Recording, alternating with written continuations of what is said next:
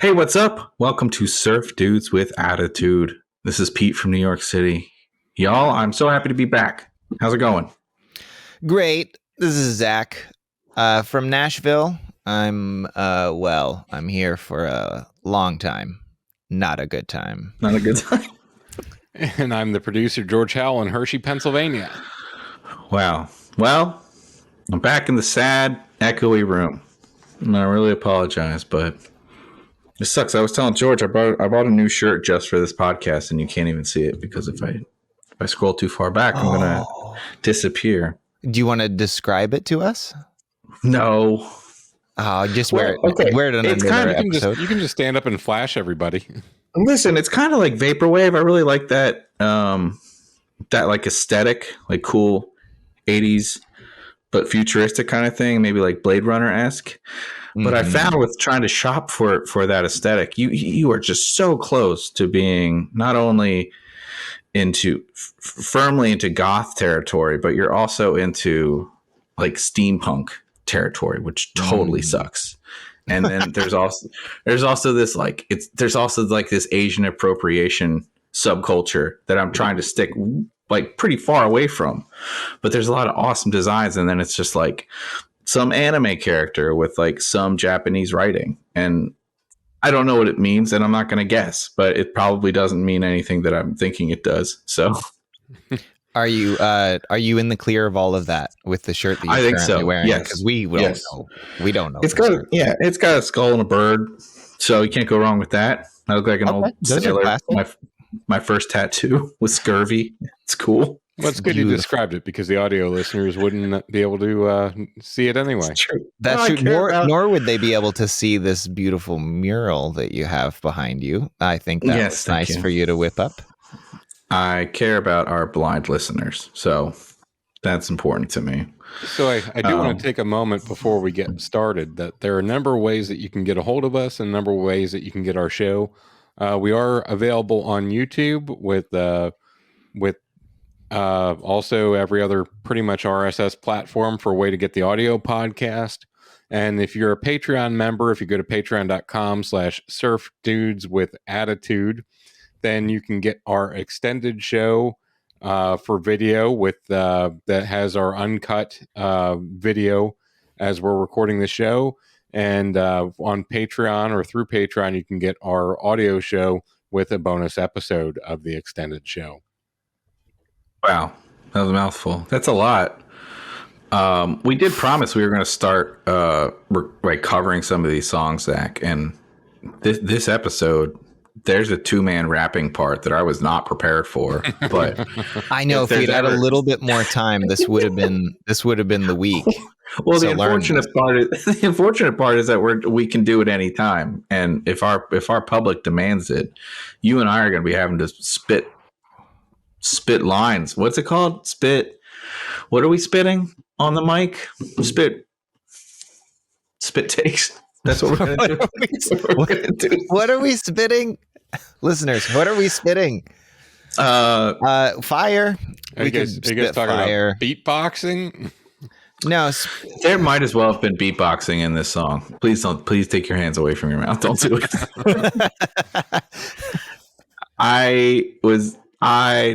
Wow. So the question I have before we even get started is we all know that the mom is no longer in the show. Seriously. Okay, so she is never in this show again? We don't know. She's been in the first episode. That's it. It's the first. Oh, and maybe the second is credited for like 14 episodes or something like that. For sure. That's being heard just because of the opening theme. The opening credits. Yeah. But Zach brings up a good point. Was she in any other even small part? Because the dad has played some small parts. This one probably being the smallest one. Has the mom even popped out to say anything? Was she in the kitchen at any time? I don't remember. I mean, I have notes on all of it. I could go back through, but I'm not going to do that right now while we sit here. But of course not. I have a play-by-play. I don't think so. Are we saying Dennis is in here more than the mom? Absolutely. Dennis is definitely in here more than the mom. Damn. That's rotten. She signed on to this being like, I'm gonna have mom episodes. Like, do you think maybe she had like a 1-person show residency somewhere else? Like she's a live stage performer, and then I got a contract doing this live stage gig. Like actors are actors; they do whatever they can, and they're like, we would have mom in the room right now, but Janice is busy. That's why she's not there. See, I went to a darker place where she had a great 1-person show that she was offered. And she turned it down because she thought this show was going to be her launch pad. So she had to quit because she got offered the vagina monologues, and yes, that was about it. Classic. I mean, we've all been faced with that decision as thespians ourselves. That's right. Well, mom is not in this episode. Spoiler to everybody. Yeah, we know that for certain. Maybe she's in future ones. If you're a Kathy head, this episode's not for you. I don't know if her name is Kathy. It just sounded like a mom name, and I threw it out there. I have an aunt Kathy. It was Melody Garrison. I don't. It's Melody. You know her name, right? It's Melody Garrison. Is it Melody Garrison? That's honestly who she's playing. Yes. Who is what's the dad's name besides Mr.? Was it Richard? Richard Garrison. I'm trying Dick Garrison. Right now. Oh yeah, I literally have it right here. I'm sorry. Melody, you have a poster with all of Richard Garrison. And I want to say all of the pictures of the people. That's what you can't see behind me. Yeah, cast through the years. Richard Garrison. Michael Cutt is his name. His IMDb photo is him as a patient, and there's like 3 doctors hovering over him, and then like half his face is covered. I don't know what this is from. Bandages. Yeah, he looks doctors. He looks like this is such a deep cut, but this is a music podcast after all. He looks like the Night of the Demon, 1980.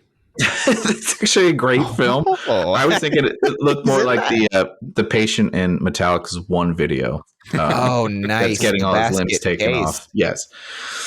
But Michael Cutt, he is in this episode, albeit very briefly. But Melody, I'm sorry, Gail. Your scenes got cut. Maybe she had a whole speech this week about racism and how maybe she dated an African American and and then like cutting room floor. No dice. They're like that's going to be a little too much. Put it in your 1-woman show. We don't want to hear it here. Right when they decided that everything was going to take a hard curve and they were no longer going to do the album deals and everything else, they cut all of her lines out the show so they could retool the entire direction of where they were going to go. I feel bad for her. She's literally just in the opening now, and there's nothing for her. I will say that this episode, because we were kind of talking about it last week, Zach was incorrectly guessing what the episode was about, and you got it right. Thanks for bringing it up so eloquently. This episode is dense. Before we move on, do you want me to give you the name of the next episode, and we can? Oh yeah, I love this. Yes. Okay, then. The next episode, and I'm stalling while I'm searching for this. I'm not making that obvious by any way at all. I mean, I'm gonna cut it out, but don't worry about it. The next episode's title is "It's a Guy Thing." Who wants to take the first guess? Well, I know what it is, unfortunately. So this is basically just going to be a game for Zach. Oh, okay. Well, I think it's a guy thing. I mean. I'm just thinking about guy stuff and what it could be. It's what we do on this podcast. Just thinking dude stuff and surfing stuff. Yeah, so it could be like about drinking beer or hunting or wearing ammo. Yeah, I think they go on a hunting trip. No, they go on a fishing trip because they're by the beach. They go whaling. It's just guy stuff. This next episode's about whaling, and somebody gets tossed overboard. Okay. And has like a Clarence moment, like a wonderful life, jumps in, saves him, and then all the girls wanted to be invited, but they can't because it's guy stuff. It's a guy weekend. It's a guy thing. What's the episode called? Ahab is invested in this somehow too. It's a guy thing. It's a guy thing. I am going to give one spoiler just because I noticed in the description of the episode, Melody is in the next episode. Fuck yes. She heard us. The universe we secreted everywhere. Then we wanted Melody back. We willed it to happen. Wow, we cried too soon. So Zach, there's no boating or illegal whaling in this episode, but apparently Tony and Sly learn a lesson about how to treat women with respect. A battle, the sexes ensues, and Melody becomes frustrated that the men in her family try to fix things up by themselves and they make everything worse. So you said there's no whaling, but are there other interesting guy things like that related? Like, is there safari? Are they going to try and bag an elephant? Or, I mean, I'm hoping a safari hat makes an appearance, no matter where they're at. He wore the shorts in one episode. So he wore the shorts, the Bermuda style. I mean, if anybody needs a lesson on how to treat women, it's definitely Tony and Sly. So I'm glad that they're, along with this episode, I'm glad that they're tackling the issues that are presenting themselves throughout the course of the show. So yeah, sometimes it could be it's hit or miss sometimes with this show when they tackle these things, but that'll be interesting to see, won't it? Yep, a little preview for next time. Yeah, I think it'll be similar. So like this episode,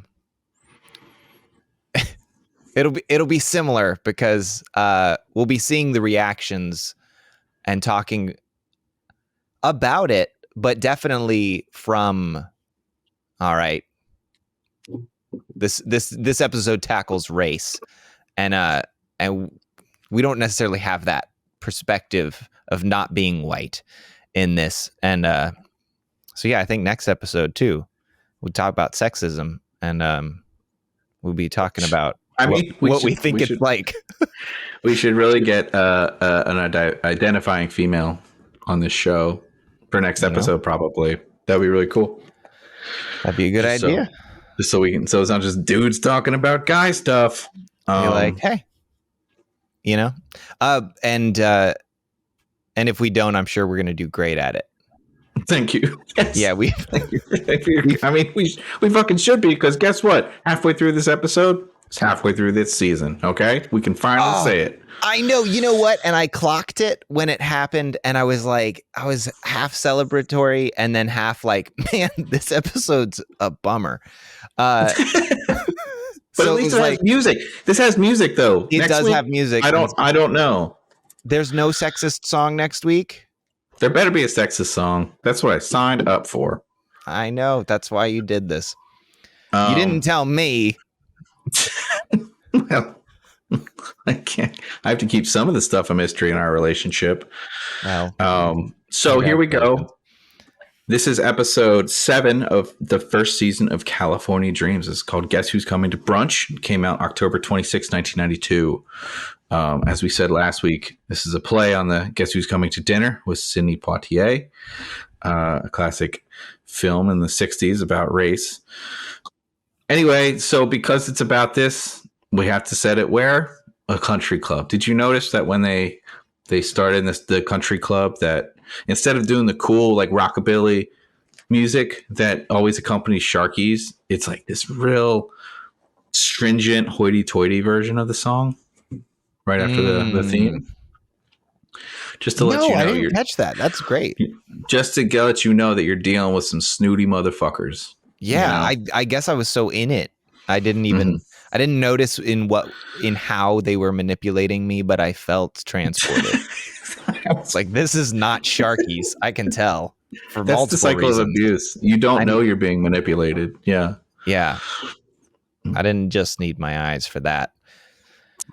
So we see that the Dreams, which we still don't know what they're not ever consistently calling their band the same thing, but the band in question, the California Dreams, should we pick one for them? I mean, it's kind of become synonymous. Like, it's interchangeably the Dreams, California Dreams, or the California Dreams. So do you think we'll this will evolve. So, we're surf dudes with attitude, but we'll sometimes just be the surf dudes. Sometimes we'll just be the attitudes. I would love to be just the Attitudes. I mean, we're the known Attitudes by is like not a how we bad are. band name anyway. Like the Attitudes. I don't want to be a pronoun. I'd just rather be like my personality. Yeah, the Attitudes. And I'll be one too. I'm curious how the Dreams got a gig at this country club. Who do they know? Is it Randy Joe? We don't know. But somehow, maybe from the wedding they played, maybe there is some kind of continuity there. Mm-hmm. But they're taking a break, as this is what they do best at shows. They play maybe one song and they take a break, because anything more than that's a little tough, and maybe they're a part of a union. They're taking a break. They've always cut us off, so we cut them off. We don't know whether we're seeing how much of the song we're seeing, but we've never seen an entire song unless it goes to like a music video form. So their one songs could also be extremely long. Mm-hmm. They might be taking breaks because they're there for like an 18 No, minute I gotta disagree movement. because we've definitely seen them come out and come out like just this. They're like, we had to take a break because Jenny had to pee, right? And because it was such a long song. Then they came back and they're like, we're going to do one final song for you. So that would be an encore, but you don't leave and go to the bar and then come back. But unless your song is 20 minutes. They're not Dark Star. They're not playing Dark Star over and over again. No, I don't know. Last week they came back to play one song and then they took their instruments off. And I get that we just have to like suspend some disbelief here. I know, Pete. I don't really believe that their songs are 20 minutes long. I was trying to run with something. I was just being silly. I want to see them jam. You didn't have any part in it. I want to see them jam so bad, and I want to see how that looks. I want to see how it sounds. Yeah. So they're going to come back from their break. Jenny has relieved herself, and they're going to play one song. Tony meets a girl named Kimberly. Apparently, she's rich. Her dad's rich. And Tony begs Matt to play his song "Rain" so he can be front and center, and he dedicates it to her. Yeah, he dedicates the song to this girl he met 20 seconds ago. Yeah, that's pretty baller move. Yeah, sick. So he starts singing it, and I was like, are we going to get to hear Rain again? Because last time we heard Rain, we only saw the intro, and then it jumped into the weird ventriloquist dummy music video. And I was like, oh, now we're going to get to see the entire thing. But as Zach mentioned, no, we won't, because we never do. They get thwarted, and their amp dies. So it explodes. It does. Were you expecting an explosion? No. I only laughed a couple of times in this episode, and that was one of them because it just took me. It's not even a joke. I know, it took me by surprise. I watched it like 3 times. Well, you know what? I don't think it's anything to laugh at. This is about safety. Okay, it's no laughing matter. There's some pyrotechnics that go on. The amp starts smoking. It just blows, and they're like, we can't finish it. Yeah. It supposedly blows up right next to Tony, and but he's okay. I don't know. The whole point is that the amp is obliterated, and they need to buy a new amp. So that's going to be. And Kimberly takes them out for some fresh air at the end of this, and he's like, "That's great. I was just saying how I needed some fresh air." Yes, and not to finish this song. Into it, yeah. I mean, thank God. I know Zach liked the song. I'm not a fan, but all right. It's important that Kim likes it. All right. Zach's upset. You've said it a lot of times how much you don't like the song. I think everybody knows. I think I'm stuck with the song. There's only a finite amount of material that the California. Actually, I don't think so. I don't think we're going to hear this song again. You don't think so? Not based on how this episode went. I think there's association now with Kimberly, and he chose specifically not to play it in their last set. And I don't want to spoil what goes on in this episode, but there's a little bit of foreshadowing. You can hear the doom in my voice. Is this a very special episode? I think so. Yeah. I think it would count. Yeah. Yeah, for sure. I mean, there's definitely some music cues that would lead you to believe that, like, oh shit, like things just got very serious and very real. So no more fucking around. But it's always punctuated by weird subplots, that, like, I for instance, know. the dreams have to. There's this very heavy racially motivated main plot that has some very real issues they're talking about, and then all of a sudden they're like, well, we got to write this fucking root beer jingle. Yeah, Like, it's just back and you forth. gotta- Well, and I guess when this aired, and it came on repeats, there were commercials in between. So maybe there was some, like, you got a little bit of buffers. So we don't know where. I don't know. I never watched it on TV where exactly these commercials did happen. Where maybe it broke some of that up. But I don't know. The way we have to watch it is definitely just a slap in the face. Now we're jingling about root beer after somebody was openly racist. Openly racist. There's comedic relief, and then there's just like tone deaf, plot devices to kind of like move the plot along. But like I kept taking notes and pausing it, and I was like, damn, there's still like 8 minutes left of this. So we got a lot more to say. Damn, I was going to ask you, Zach, have you ever stopped mid-show to take a piss? And or a poo? Like, have you ever had an emergency where you're just like, you know what, everyone's got to chill, go to the bar and get some Diet Coke? No, I have not. It's been real close before.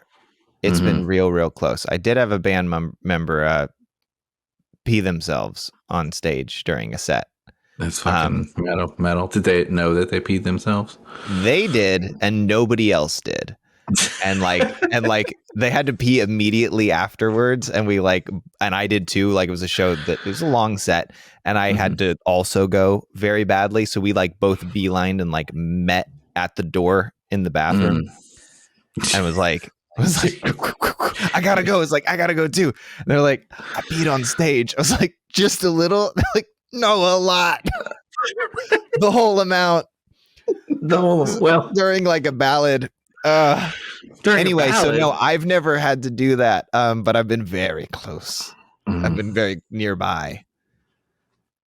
We definitely had to just start a jam. My drummer was like, I got shit. And he's like, just go and do a jam. I'll be back in like 5 minutes or something. And he was back at 4. So I was like, we're just gonna pretend this was planned, Yeah. I definitely think it was probably drinking related, but whatever. But good for Jenny. I gotta pee a lot, like I did just pee before the episode started. I did, and I'm probably. You want me to let you know at what point, Yes. like that? I'm like, hey, I'm gonna hold it, but I do have to pee. And if our set was that much longer, it would be hard not to stop it. Well, Zach, I think you should talk to your doctor about your small bladder, but also I'm considering it. I'm creeping up in age. I'm not as young as I think. I mean, look. If you only played one song sets, this wouldn't be an issue. You could just play a song of normal length, 2 to 4 minutes. Go pee. I can't imagine stopping it before the one last song that Jenny did. I don't know. Maybe it was number 2. Well, I have nothing to say. I don't know. I don't know. There was no evidence either way. We can't speculate. I did have a question real quick before we move on. Was this yacht club the same set as the wedding? I didn't go back and check, but I was thinking the same thing. Yeah, I think it was. Yeah. And probably the Sweet 16 party from the first episode. It did look similar, and yeah. Okay, just had to know that so I could die happy. Let's say it was. So does the band still get paid even though they blew their last song? Do you think? And how much do you think they got paid? I think they got paid a lot. I think they got paid their what did they make for the birthday? 300? The birthday was 250. 250. Okay. I think and then did they say how much they made at the wedding? No, they specifically left that out. Okay. Mm-hmm. Yeah, I'm thinking it's between 250 and 500 for this. Okay. For this fancy yacht club. Why didn't they just use that to pay for the amp? Like, it's their drugs. I mean, I got a lot of issues about this amp thing. So, anyway, we find this out when we're at Sharky's in the next scene, and Sly is despondent because he's saying we should write a jingle because we need $600 to pay for an amp. Now, do we want to get into what amp this was, what amp that blew on the stage? Because I think both of us collectively have done a lot of research because all our listeners demand attention to detail and excellence. Yeah, and from the sounds of it, you went deeper. You consulted the entirety of the internet. I did. I just did a cursory Google, and I was like, I don't know what that is. I bet Pete did. I bet Pete did more than I did. I'm just gonna watch this scene again. Did you just ask Jeeves and hope that he was going to come through for you? Jeeves, let me describe something to you. I see an amplifier. Yeah. What kind is it? Do you know what amplifiers they have as a band? Can you spot it? It's pretty. I think it's pretty easy. Exactly, Jeeves. Can you spot it? So you're saying, I know, but I just want to see if you know. Yeah, I just want to test Jeeves. I'm going to say I know there's a PV up there. Exactly. It's a PV because they have the two silver slivers on the side. That's very commonly them. But because of product placement and shit like that, they always kind of cover up. They take off the nameplate or they cover it up if it's obvious. But sleuths like us and people have wasted their entire life being a musician like us, we can tell. And when we can't tell, we go on Reddit and we look for answers, and that's what I did. So I took a photo of the amp that blew at the yacht club, and then later in the episode, the amp that they get. Spoiler alert. So as far as the amp that blew, it is either, because it's hard to tell, and there's a lot of debate. I caused an internet uproar with this. It's either a PV Bandit 75 or a PV Special 130. And they both kind of go for $250 to $300 today, which, adjusted for inflation, is actually a little over $600. So this is true. If the price point is still kind of accurate, $600 is actually a respectable number to get an amp. Wait, since what is it cost now? About $250 now. Wait, $250? Wait, so wouldn't it go the oh my god, opposite direction? No, wait. Isn't inflation the other way? Isn't it? Isn't it doubled? Are we going back in time? That'd be great. How do I get out of this one? You're right. I totally did this backwards. You did. You've been living in the 90s, baby. You know, although there is stuff that at that time cost more than I thought it did cost more. Like a cell phone were way more. A cell phone cost $4,000. Yeah. So let me just do a little quick check on the old. I could have swore I did this correctly, but well, so how much did that thing cost when it was new? That would be that I couldn't find. I don't know how much people paid for it then, but I'm saying if it's $250 now, all right, there's Sears catalogs and read them pages. Yeah, there's no way like a $600 amp then would be like $1,300 today. So there's no way that amp costs that much. No. So let me try to get out of here. So it's either a PV Bandit 75 or a PV Special 130, and the price point then is completely different. So I think they jacked the price for the purposes of a plot. We needed something that was more, because I think back then you could probably get it for $100. So and being like, we have to make $100. It's like that's a lot for a teenager, but is it a lot for 5 teenagers? It's like, No, we don't especially if all have $20 we could put in for the gig. Like, and especially if they just Problem? made at least $250 on this gig. So I understand why they put it at $600, but just so you know, those amps that I specified go for about $250 today. So don't you go dying on me. they're both one of them is a solid state 75 watts, and the other is 130 watts. And I only think that it's the PV Special 130 because that's about 20 inches in height, and it's directly right next to the kick drum. And it's almost exact same height, and the average kick drum is about 18 to 24 inches. So I'm gonna call that 20. Zach, You hear this? I did a That's so when I that's incredible. when I posted, like a ruler. when I posted this, I was like, I literally got a response in maybe 30 seconds, and I was like, oh, thanks so much. Thank you. That was really quick. And the guy kind of responded like, well, it's like one of the most popular amps ever made, you know? And that's how I read his comment. It could have been it could have been less snarky, but it sounded like, dude, you should have known this kind of thing. No, it was snarky. So You didn't tell him about this podcast, did you? No, this is still under wraps. Okay. I said I have to do this for research. Okay, So, good. I don't want any bullies listening. We're the only one allowed to bully this show. That's Mr. right. And Mrs. I don't make me defend this show. I put up another post or another picture in the same post about the new amp that they get, and that caused even more of a ruckus. But we'll get to that. I bet, because they called it something that doesn't exist. The Sonic Blaster, definitely. Zach, would you ever do a jingle? And what's the price that you would do? How much would you sell your soul for? You know what? I haven't done a jingle. I don't know. I'm not above it for sure. I mean, it's not the type of music that I tend to create. It's not the type of like work that I go for. But yeah, as far as like working musician gigs, like writing jingles is legit. I just don't think I'd be very good at it. I think I'd be about as good as the Dreams are. Like that first one that they come up with is awesome. And I was like, yeah, that's great. I can see why they wouldn't want to go to it. I think we're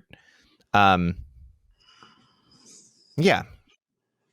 I think the one that Sly comes up with is actually really good. It's just like a honky tonk little country ditty. And yeah, I was like, that is what a fucking jingle would be. It's like simple and short and gets to the point and like leaves you wanting more. That's exactly what like a tasty beverage is supposed to do. So yeah, I'd fucking do it. Every version of this jingle slaps. Slaps.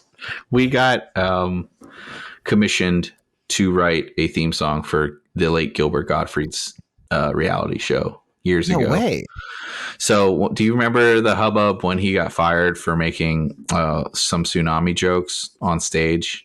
And I think it was maybe it wasn't even on stage. It was on Twitter, and it was like early Twitter. And he got like one of the first kind of comedians to get canceled over something that he had done. And like, he's been saying awful shit for like 50 years, but for some reason, this one just caught on. I mean, obviously it was abhorrent, but like, that's just what he does. But anyway, so he got fired from the Aflac commercials. So they started a reality show called Gilbert Gottfried Needs a Job, and they commissioned us to write this theme. So, wow, did you do it? Yeah, we did it. And yours? They accepted it? No, they didn't accept it. This show never got picked. The show never got picked up.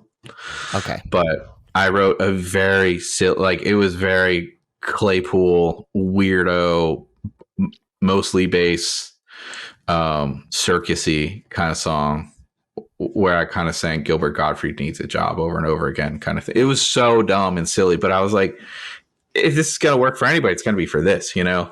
Yeah. And then they kind of came back and they're like, no, we want it to be more hip hop oriented. So I remember we like listened to like a lot of Rage Against the Machine and like, you know, the Anthrax and Public Enemy stuff. And we're like, man, we're so bad at writing hip hop. So we submitted just like a couple loose recordings, and then they're like, "Oh, we like this one, but this, it'll be dependent on if the show gets picked up." Yeah. So it never did, but that was like my first foray into truly like writing outside of the box, and then getting rejected either way. So should have been called "You Red Raptors Needs a Job" because we did not get it. Oh, you needed one after that, and you already got a theme song. That's true, which will not be applicable for literally anything else. So I mean, you just gotta say your name instead of Gilbert Godfrey. That's true. So we also see in the scene that Tony has gone on his first date with Kimberly. We don't know. Again, the passage of time in this show is really upsetting. We don't know if this is the day after, because I just got to lay it out here, Zach. Okay, They say, Sly says, and unless it's a mistake that they accidentally left in, he's like, do you know a way to make $600 before the gig this Saturday? That's what he says. Saturday. That's what he says. And then we don't know when that gig was, the one they played at the yacht club. But later she comes in. Kimberly comes into the garage, asks Tony to meet the titular brunch, right? And she's like, "When's the brunch?" And she's like, "Sunday. It's on Sunday.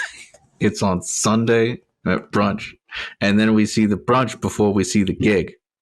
I demand answers. Whoa. So this isn't like last week you used some magician Jedi mind shit to get out of this. And you're like, no, it's actually 8 days. But this one you can't get out of because they say we need an amp for by Saturday. Next Saturday. They said this Saturday. This Saturday. Saturday. So at best they're at Sharky's on a Sunday and their show is in 6 days. Okay. But then when we see Kimberly, she says the brunch is on Sunday. So they're not going back in time. So something's fucky.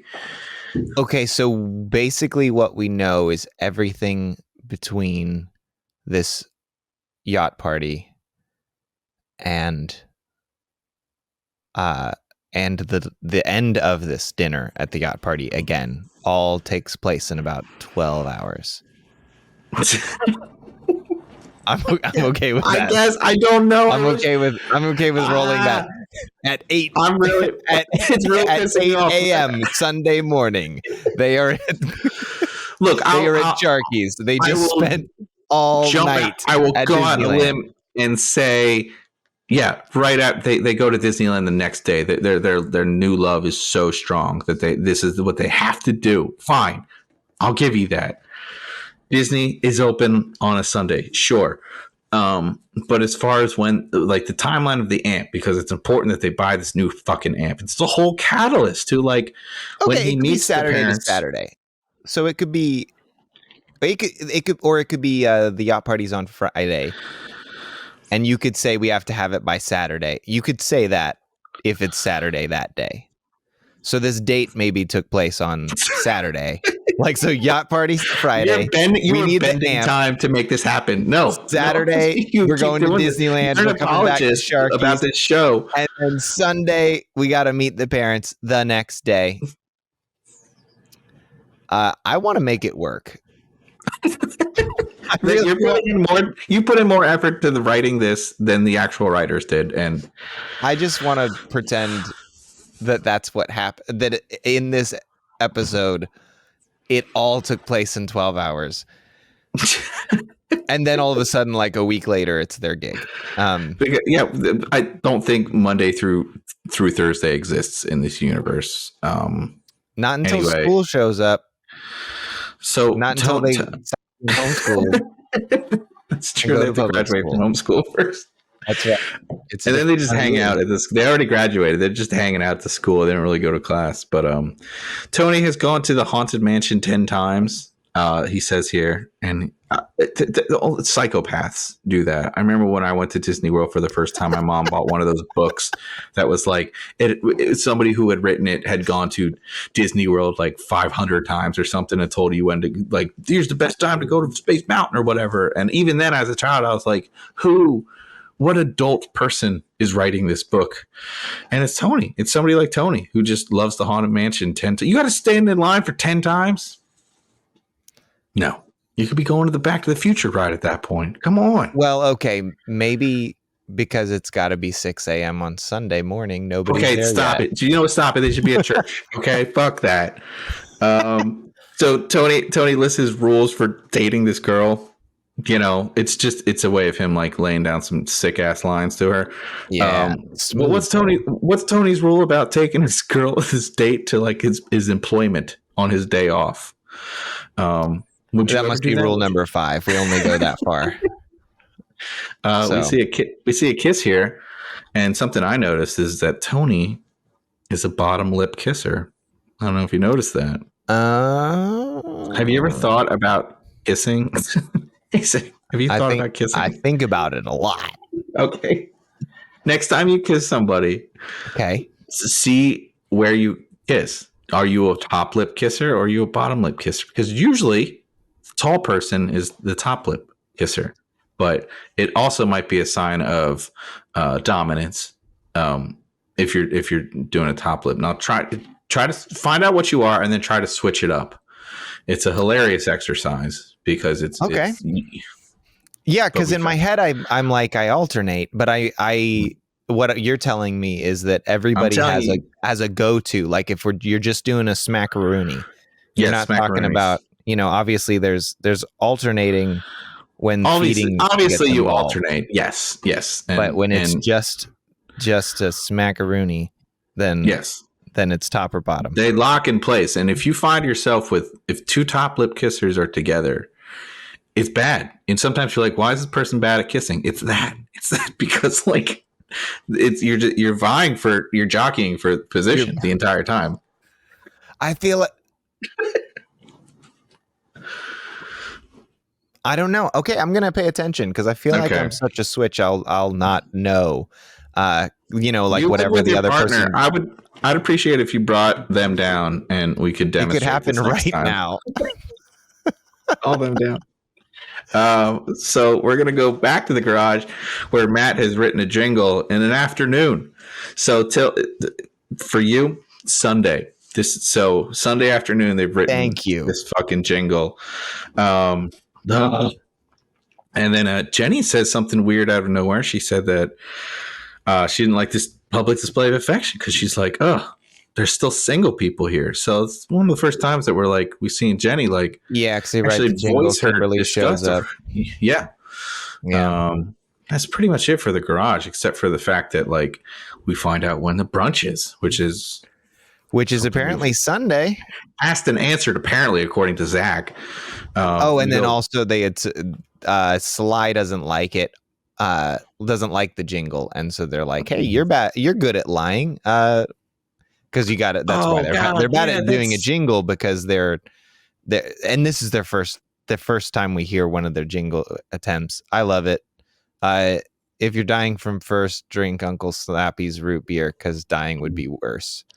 I think that's a killer line. That's a killer line. Like if I had a root beer company, that I'd slap it on the bottle for sure. Honestly, with how much Liquid Death is aggressive with its marketing, I could totally see them saying something like that.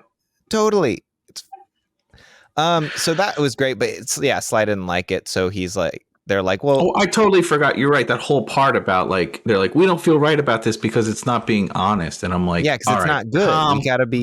We gotta lie. Calm down, Kelly. There's plenty of fucking weddings I've played I didn't like, and there's plenty of corporate shows I didn't like the people, or you're still young and idealistic, you know.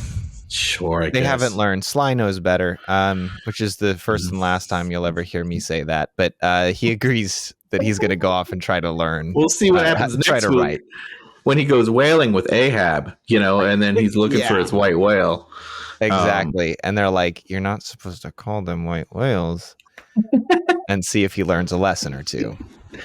We're going to go back to the yacht club and we meet the family. So this is Sunday brunch, right, Zach? 2 days after he has met Kimberly, he's meeting her parents. That's right. That's the story you're going with? Okay. That's absolutely. Young love. Right. More singing on this podcast. We've been getting tons of emails that you're not singing enough. I think that's the first time I've done it. We meet Kimberly's father, who is played by. I don't know if you're ready for this. I'm sitting. He is the father of Chris Pine, the actor. Really? Yes. Now, Kimberly herself, George has told us her name is Brooke Langdon. But trust me, I fucking know who it is because somebody here on this podcast watched every single episode of Melrose Place during the pandemic. I know her name is Sam. She marries Billy. I have a running tally of everybody that's fucked everybody on Melrose Place and how many people have gotten married on Melrose Place. And Sam is definitely in the running with 68 episodes under her belt. So you have a question. You ask the 8 Ball or you ask me about that. When we get done doing Surf Dudes, we're doing Melrose Place. It's another show that Pete loves dearly that I've no familiarity with. Well, okay. So I have a list here. You can't see it, but I have a list of all the times I've watched Melrose Place, and every time one of the main characters, you had to have a title card. That was the thing. When they had sex with somebody else. So I made a pie chart based on how many people had sex with all the other people, and I counted it up. So Sam is not too slutty in the Melrose Place world. On top is going to be Michael with 7, and he's also had 7 marriages throughout the 7 seasons. So it is bonkers. So on the after show, I'll happily answer any Melrose Place questions. So when I saw her, I was like, holy shit, it's her. She's also in Swingers. She's the one that Jean Favre meets and leaves a terrible answering message for. Great. Anyway, Chris Pine's father is racist, and I want to get that hashtag going, if that's possible. We could kind of Chris Pine's father is racist. Yeah, we could probably shorten it to Chris Pine is racist. It just rolls off the tongue a little more. It's quicker. Tony comes in wearing this shirt that says, I think it says "Grease the Peace." Did you? No, I couldn't. Oh, I know is that what it said? Yeah. I gotta say, also this episode is full of pretty good fashion. The Sharky's date that they show up to after Disneyland, like she has this incredible blazer on, and he's got this two-toned. He loves his two-tone colors, man. Two-tone vest. It's great. A lot of good fashion in this episode. Yeah, but yeah. So Grease the Piece, like. Okay, I first thought it said grease the face, and I was like, "What? That sounds bad." But it definitely says grease. Spelled. Peace is Peace. Oh. I'm almost positive that's what it says. Grease doesn't make any sense, but at least it rhymes. Grease piece, baby. Yeah. Anyway, so he he meets the parents. He's a little awkward at first, but then the two women go to the bathroom, and he's actually doing pretty well with the family. But I knew that something was going to happen when these ladies left the table, and it does. And this guy, he's like, "Hey, sorry about your amp. What would that cost to fix? I'm a generous man. I'm a philanthropist." And, he's like, "Would $1,000 do it?" And Tony is ecstatic. He's like, "Yes." And he writes him a check, and he's like, "I don't want you to ever see my daughter again," kind of thing, because you guys come from the trade-off. You come from 8 Mile, and my daughter's M&M. It's just not going to work. So, yeah. Was it surprising to you, Zach, that it was going to go this way? No. Okay. No, it wasn't. I think some of the way this episode handled it did surprise me, and not in a bad way. I was surprised too. Like it was pretty honest, and I mean, I think they were soft on the. I don't think they ever used the term racist. They used prejudice instead. They said bigot, though. He did say bigot. I want to talk about that insult that he lays on him, though. That was fucking rad. He was like quasi. That was one of the things, that like stood out. Two-faced bigot, but which is alliterative. I love it. Yeah, I love that too. Yeah. Yeah, and he's like, you can't see my daughter. And he's like, because I'm black. Like it, and then it just hangs. Yeah. He says it without saying it though. So You know that's why. it's laid out there. And Yeah. anytime a country club is there, you're going to have like snooty, dickish people. But I was kind of struck by that earlier in the episode when Jenny says, "Oh, these people, like, you know, all they care about is, you know, their new Mercedes color or something." And I'm like, this is like a privileged white girl being like, look at all these rich white people. Like, she's so close to what they are, you know. And I know they're trying to make the Garrison family like a blue collar family, but we've only seen the mom once. We don't know if it's a dual income kind of situation, but they look like they're doing okay. Is what I'm saying. Yeah, it's we don't see enough of their house to know, like, we never see the outside, so we don't really know the size of it. Like, it seems like they're pretty middle to upper middle class.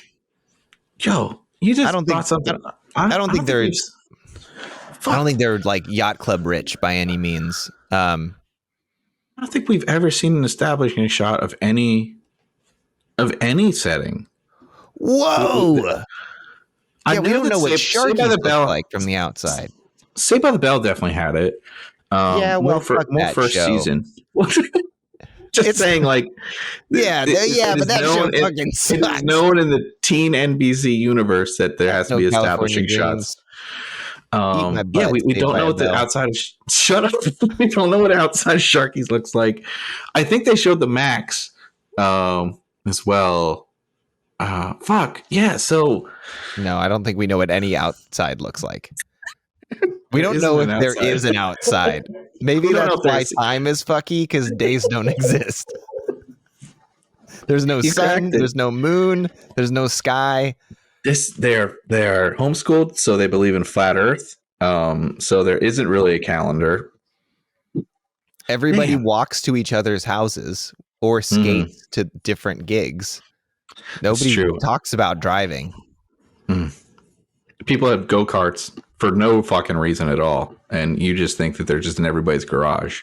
So that's some privileged people stuff. Yikes. I want to tease, if you are a Patreon member, I have a story where this has happened to me, where I have gotten asked to be paid off to not date a girl. Holy moly, really? I know. Obviously different, but I will be telling that exclusively on the Encore, because I was like, does anybody really want to hear this fucking story? Because it's kind of sad, but I'll tell that later. So we'll just move on, and we're gonna jump to the kitchen, where Tony says what happens. Everybody is kind of solemn about it. Sly has a good point. He's like, fuck, like, you know, we could at least got a drum set out of this. And I'm like, it's a great manager. He's got a point, you know? Yeah, you know, he is not sympathetic at all to any of the prejudice going on. He's just like, he's making jokes, or he's like trying to twist the angle. It would have been cool to get a drum set out of it.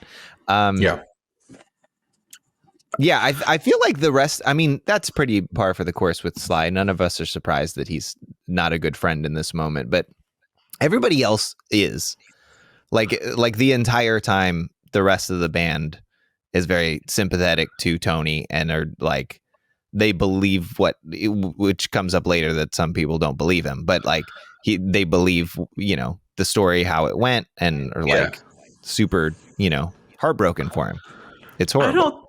I gotta stick up for Sly here. I think he's just trying to. I think he's just trying to. He can't really belay his emotions too well. And he, you know, when something's uncomfortable, he makes a joke, and that's something I can really kind of relate to. But he's basically saying he's saying it in solidarity. He's like, fuck this guy, you know, let's take him for all he's worth, because like money's no object to him. We could at least like help better the band. But in that moment, he doesn't know that Tony is madly in love with this girl that he just met maybe 20 hours ago, and he's not going to take it, you know.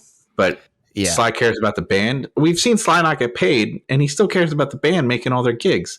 So I'm not Team Sly. I'm just saying that. All right. I think he's just showing his solidarity and comfort in a different way. Whereas, you know, Tiffany will always be really compassionate and empathetic and, you know, Pollyanna about stuff, about things are going to be okay.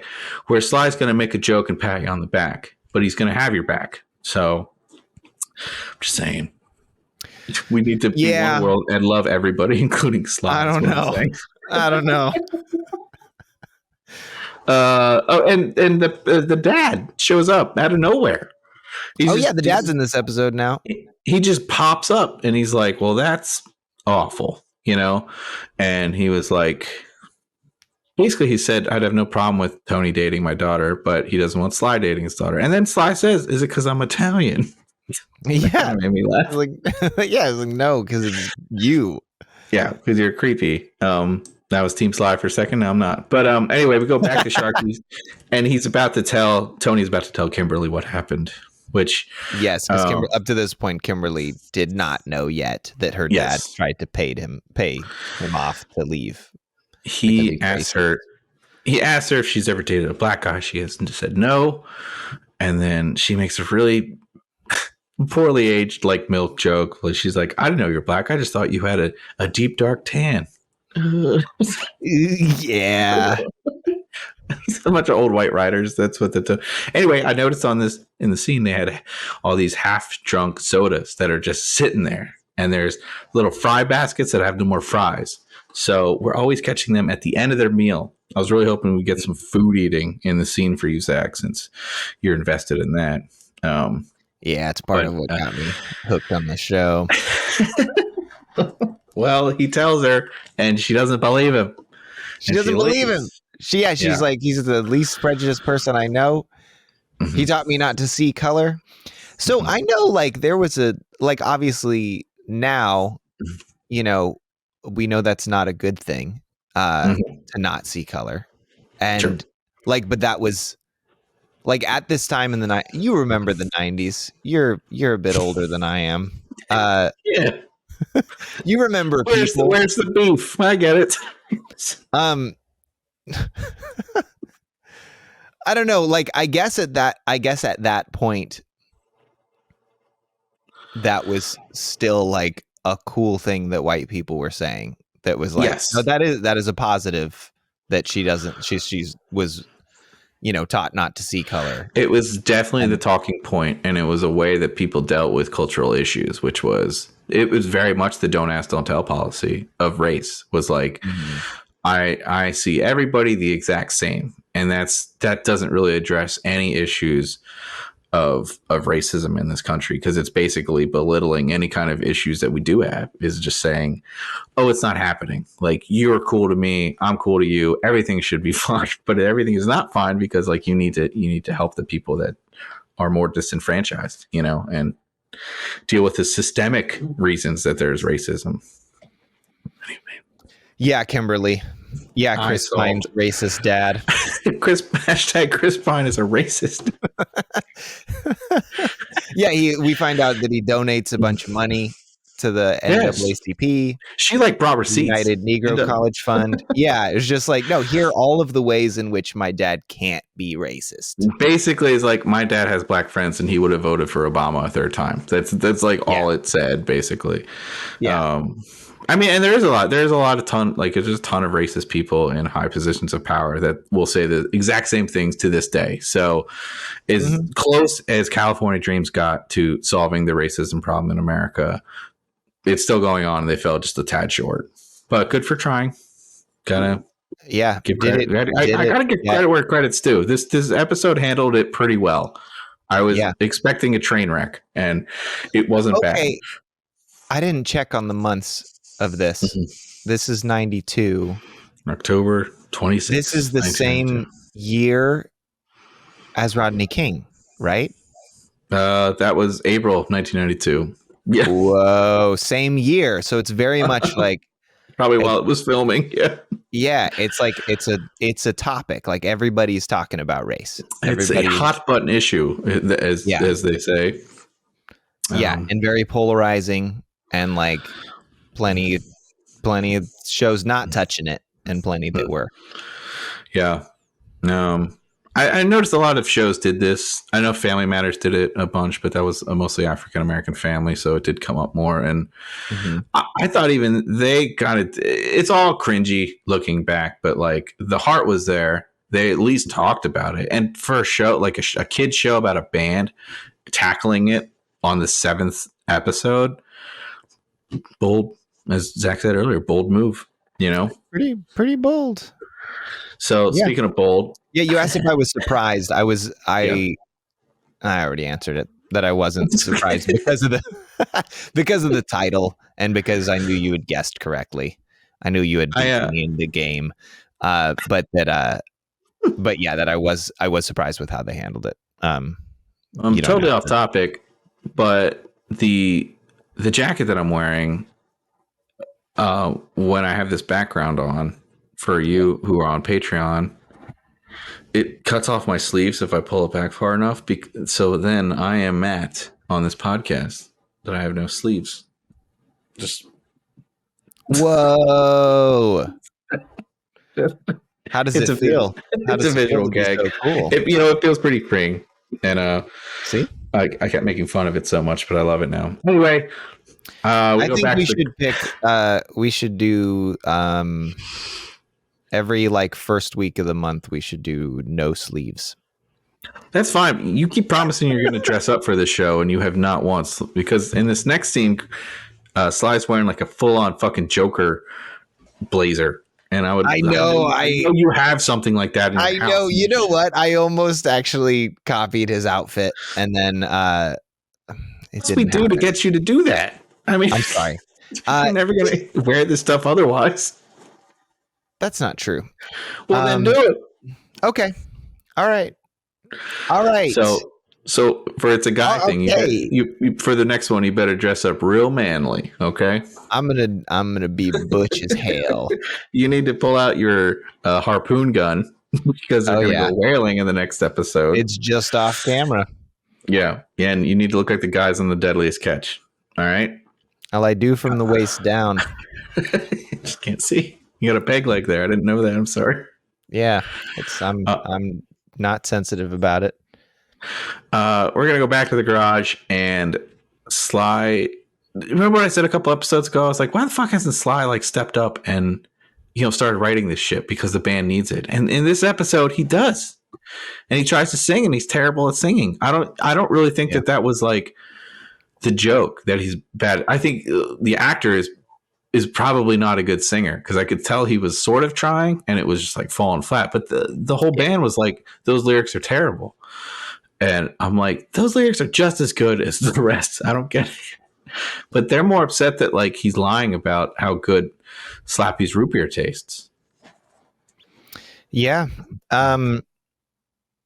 It wasn't bad. It was I can't remember now. What is the it was a copy of an old tune that we know that's sort of like a chant that you sort of change the lyrics to you know what I mean? Yeah, totally.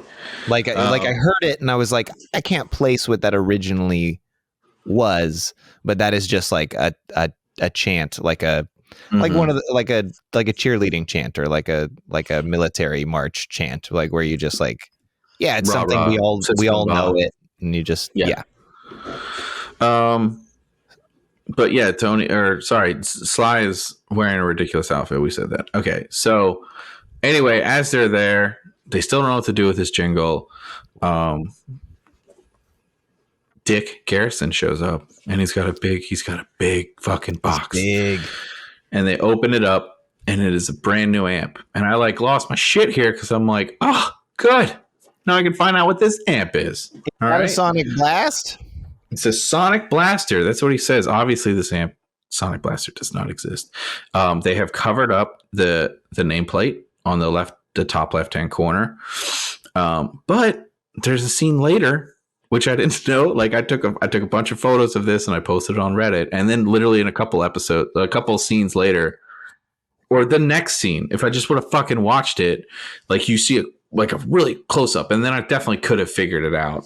But this is actually, are you ready? This is a Roland Jazz Chorus 120.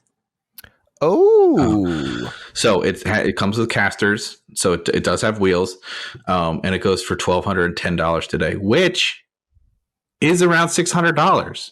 that's So true. the price point matches on this one. I couldn't believe it. I did have a question though, real quick, because later when they're testing this amp, this is a couple scenes later, but they test it with the microphone. Does that mean that that's what they're using these mics for, these amps for? Is that the PA? Sort of Is would that what? seem- Because it that was kind of makes sense that Tony blew the amp last time because his voice is because his powerful. voice.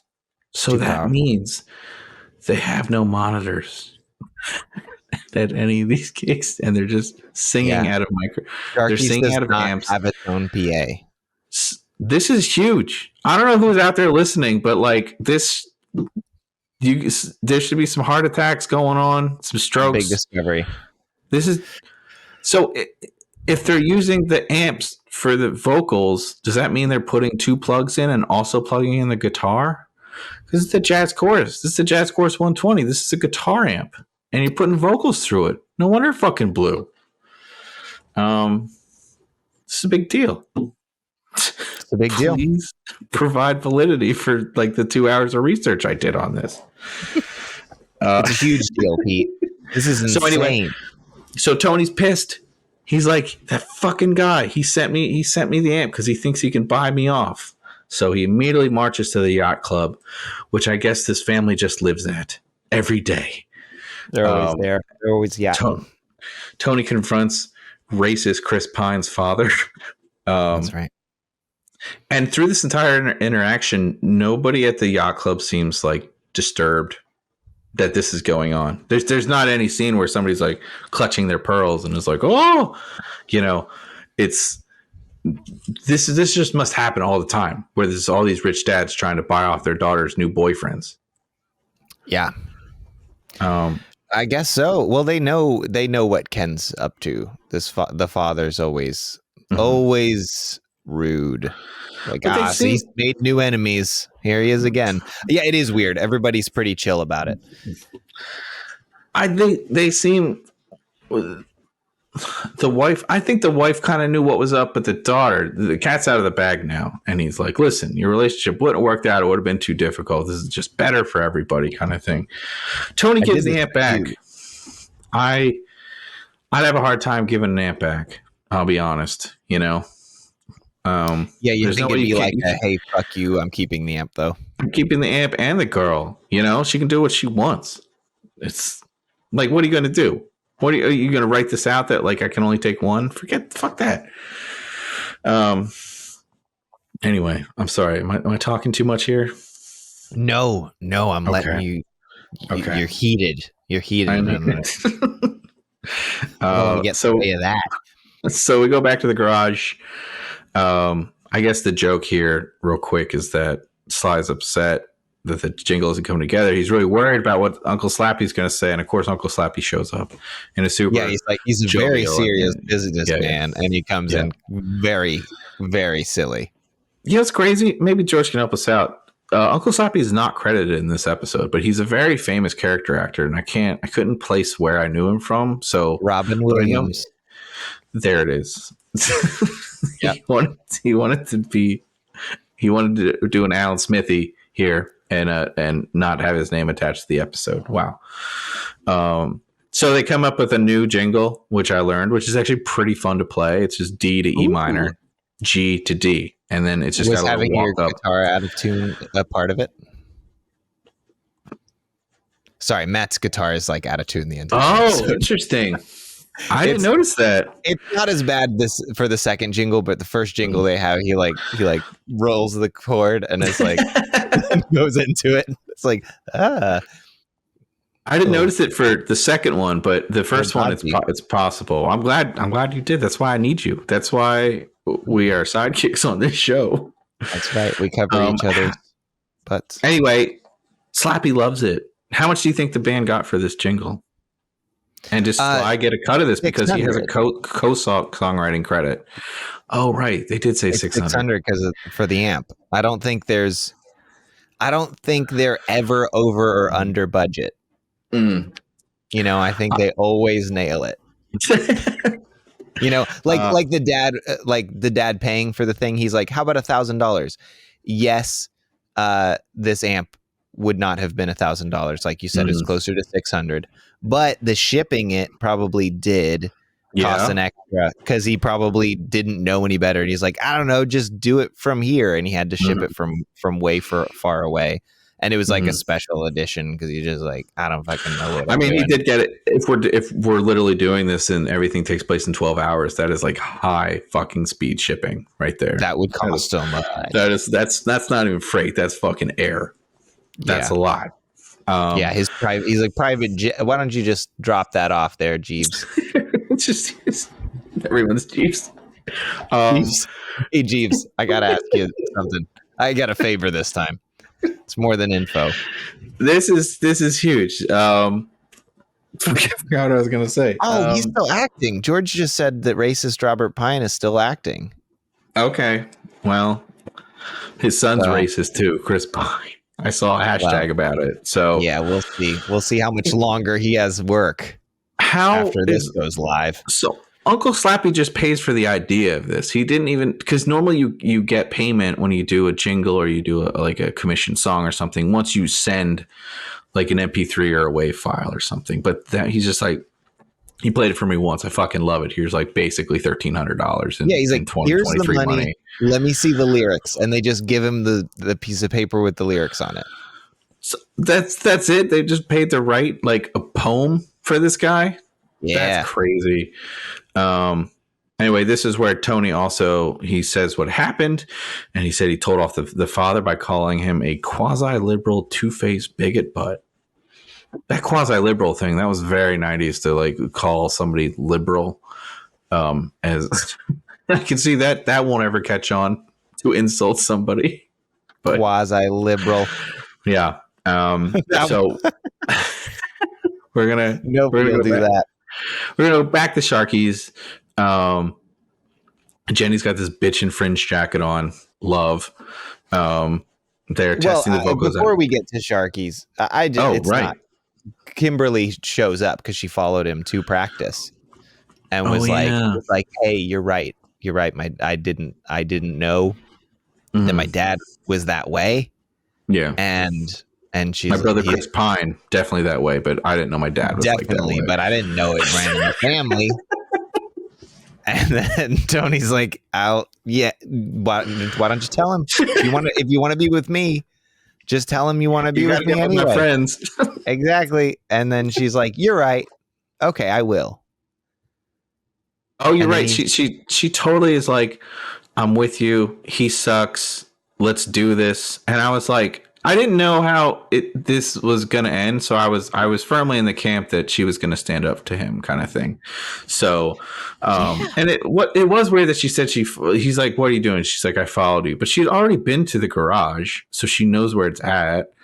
But I don't know. Everybody pops so in. They're just like walking down the street, and she's like, so Tony. The yacht club is right next to the wedding venue that they played, and right next to Sharky's. And since they're all homeschooled, everything is just like in walking distance because there's no cars. There's go-karts and skates. Yep. It's a one-street town. Anyway, sorry. So then we go to Sharky's. Jenny has a bitch and fringe jacket on. Sick. And they're about to go on, and Kimberly shows back up, and you can just see it all over her face that she's backing out. She took the coward's way out. And she's like, my dad's sending me to Paris, which she said earlier in the episode that, like, he didn't want her to go to Paris, and now he's buying her off and sending her to Paris so she won't be with the love of her life that she's known for 22 hours. Tony, he's upset. Understandably, and it's kind of a poignant moment, I gotta say. And it's like, damn. And I think Sly says something at some point. Well, I think he said it earlier in the episode. He's like, let her date me and I'll get you a bunch of stuff for the band. And that's what a real friend would do. Yeah, he's like, parents hate me, I'll have a car by next week.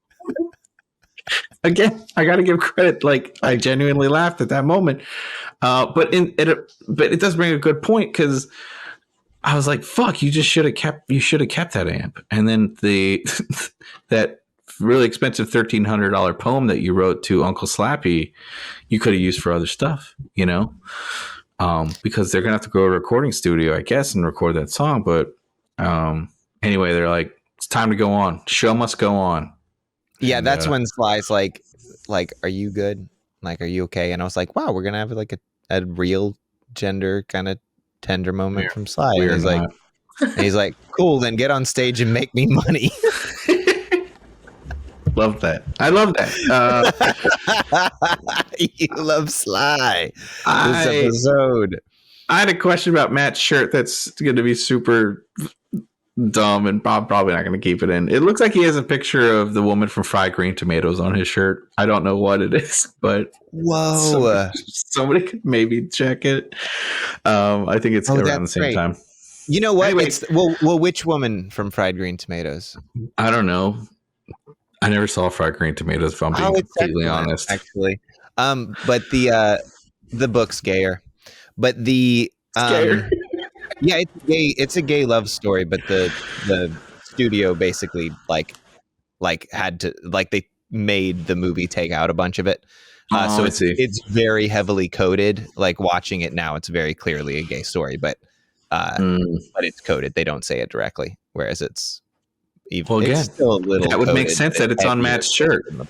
So it might be Matt's shirt, but also if it's the old lady from Fried Green Tomatoes, that's also Daisy from Driving Miss Daisy, which would be which is a racial film. That's great. A racial film, so maybe Jessica Tandy. So maybe this show is so goddamn layered. Wow. Oh fuck. So anyway, they're gonna go on stage, and I guess they're gonna play Rain to start, and then Tony's like, "Nah, I'm gonna play One World." And I knew we were gonna be in for a treat. I did not know what kind of treat we were gonna be in for. I gotta say, did you see the fuck? Like, yes, this is another song where Tony is up front, and we don't have a drummer. But did you see? He literally was holding the sampler. And then he waited for Matt to count off. He goes 1, 2, 3, 4, and then he hit the fucking sample of drums. Like that's a huge level of detail that I didn't think this show was going to do. I appreciate it this time because in previous time with Rain, he doesn't sing, he doesn't play drums while he sings, but he also does not hit the sampler. So having it this time was like, oh, okay, that's what. Yeah, thank you for explaining that. I mean, we knew it was a pre-recorded track, but of course, we didn't know if it came from the keyboard, and now we don't know that. We know they don't have a PA, so it's gonna come out of that brand new Roland Jazz Chorus 120, the $1,300 amp with his new vocals. Mm-hmm. Damn, and so this song is about bringing the world together the same way Rocky stopped communism at the end of 4. The California Dreams is ending racism here in 1992. I did have a question about what Matt was playing. He is going back and forth in his perspective from the A to the G. Neither of those chords are in this song at all. It's actually A sharp, G sharp. Does that mean that he's one step or he's a half step higher? Because we've seen Matt tune down a half step for this show before, and but now, there's a C in there, I think, but it's pretty much just it pedals back and forth between the A sharp and the G sharp. It's that we see, and his solo is pretty on again. I think the second or third time he's done a solo, and it's close. Again, I'm probably going to get tasked with doing both of these solos. So, because Zach's the singer on this show, so you're going to get stuck with the singing thing. And speaking of singing, my guitar is basically a prop. I think you're a killer guitarist. Thank you. But you are a better guitarist than I am singer by far. So if there's some singing stuff on this show, I'm going to pass it. I'm going to alley oop that to you. I'm going to be Scottie Pippen here, and you need to slam dunk that. Here we go. Like I said earlier, I was not prepared for this rap song, this rapping part that came up. I was prepared for maybe Tony doing it, but the fact that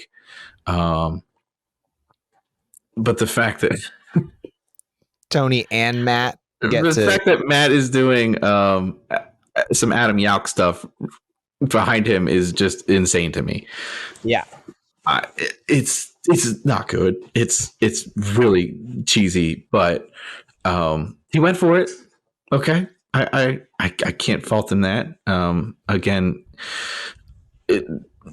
Jenny gets a vocal solo, and Tiffany is again just playing the first and second fret of the A string on her bass. So I really need to take Tiffany aside. Although Jenny has this line that like she just like riffs and milks the shit out of, but it's a terrible and wonderful time to be alive. And it was just like, damn, still true. Still true. Do you know what the line was? 32 years. That's what it was. A terrible, wonderful time to be alive. Oh. That was the line she sang. You know who wrote that? Like, wow. 12-year-old Jenny, who didn't know if she was going to be alive at this point. She's still 11 and a half-year-old Jenny. Okay, and then this episode doesn't end on a freeze frame. It kind of fades out, and then we see the credits roll, and it's kind of to show that the song is really the focal point instead of doing the silly ending bumper. It let the song be the bumper, which they're like, we are one world. And they're just really driving it home. So that's the episode. And I wanted to ask you, Zach, since I think you kind of came up with this idea about giving out some awards for the show. This definitely isn't an original idea by any stretch, but I think it's fun. I think we briefly talked about it. I've never heard of anybody doing this before. This was my idea. I think other podcasts maybe might think about doing it. Other shows. Well, you know what they haven't done? They haven't given out a Tony, which we're gonna do. Okay, we're gonna give out a Tony for these episodes, and we're gonna give out a Jenny. All right, and the Tony Award is. I think we should give out a Tiffany too, right? Well, here's the thing. Here's what I want to do. You guys can tell me if fuck right up. I think the Tony Award should be for the musician in the episode that acted the best. As the most realistic musician as far as either playing or if they didn't do a lot of playing, like the best band members. So you don't want to keep it in parody and have the Tony be like for singing? No, come on. What do you think this is? And then the Jenny, I want it to be the person who worst mimed while playing. So we won't always have a Tony. We won't always have a Jenny, but if we're lucky, we're gonna have both. So I think the Jenny should be like the person who moves their upper body the most, because like I'm really sorry for all the podcast listeners who couldn't see George's face that he just made. This is really upsetting. Watch our YouTube. And so do you guys get it? Tony is the one who mimed it the best, and the Jenny is the one who did it the worst. But if there's not music in the episode, it's the one who was like the best band member. Okay, which cool. I feel like, well, maybe best band member should be the Tiffany. That's unrelated to music. Yeah, but the Tony, it's a pun because of the actual Tonys. I would think. Well, I get it. No. I'm not saying instead of Tony. I'm saying we give out different awards based on their names. Oh, so you're saying the Tiffany should be a separate category for somebody that was just like a great person to be in a band with, like emotionally. Yeah, okay. Like the biggest dirtbag is always going to be the Sly. Okay, the Sly Award, and sometimes Tony's gotten the Sly Award. Yeah, these are just names. They are not synonymous with the people that are going to be receiving the award. So I mean, I like this idea. Okay, I came up with half of it. But Tony best mimed, but like Jenny worst mimed. The Tiffy is the best band member. Mm-hmm. And then, I think we can start there, and we can add any more if that makes any sense. Yeah. So because completely unrelated. Did anyone notice like the bags under everyone's eyes in this episode? Like everyone must have been like completely exhausted. It was Oh, really dang. distracting.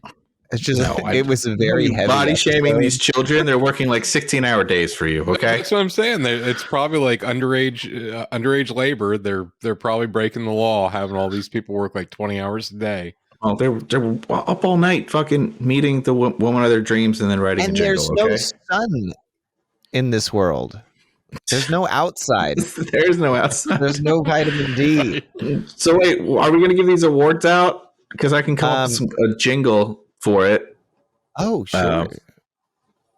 I guess, okay, so as far as the Tony Award for this one, I'm going to have to give it to Matt because like the solo looked pretty accurate. It did. And unfortunately, I'm going to have to give the Jenny to Tiffany on this episode because I couldn't really see what actual Jenny was playing on the keys because it's masked. So she's lucky on this one. But her singing was spot on. Her singing was spot on. So Tiff, I love your voice, but I mean, we really need you to play like above the second fret for next time. Okay. Yeah. And I guess we're going to give out the Tiffy to, I'm going to give the Tiffy out to Sly because like as harsh as he is around the edges, I think he was a really good band member in this, even though he's a quasi liberal band member for the California Dreams. Okay. A little bit. Gonna give it to Sly. Oh man. What about you? What are yours? Yeah, I think same with I think Tiffany gets the Jenny.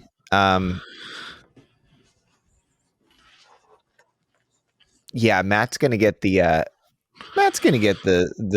Tony. It's so confusing if somebody just popped in at the episode right now. This is going to be so much more confusing when like the whole cast changes in a few episodes. Oh, we're keeping it though. Do the awards stay the same? No, it's like giving best gaffer or best boy award. Like they'll be cut for time, okay, on a syndicated broadcast. And I guess who's the best Tiffy for you then?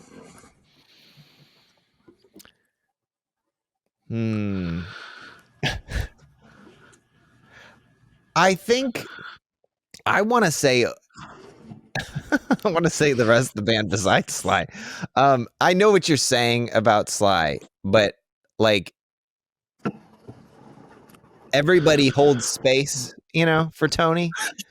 In those moments, in those post hard conversations, everybody's just like, this is a thing. Like nobody's trying to, like, I'm surprised they didn't weasel in like hey, I get it because this happened once for me. Like I understand what it's like. Like nobody was trying to pretend they knew what it was like to experience racism or like, I don't know. They did a pretty good job, which is the most important part. Yeah, and I think Jenny, Tiffany, and Matt.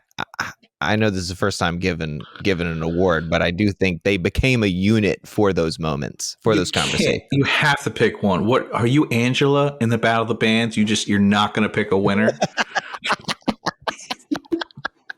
Are you saying there's a runoff? Fuck that. Just answer the goddamn question. There's a tie with 3 votes.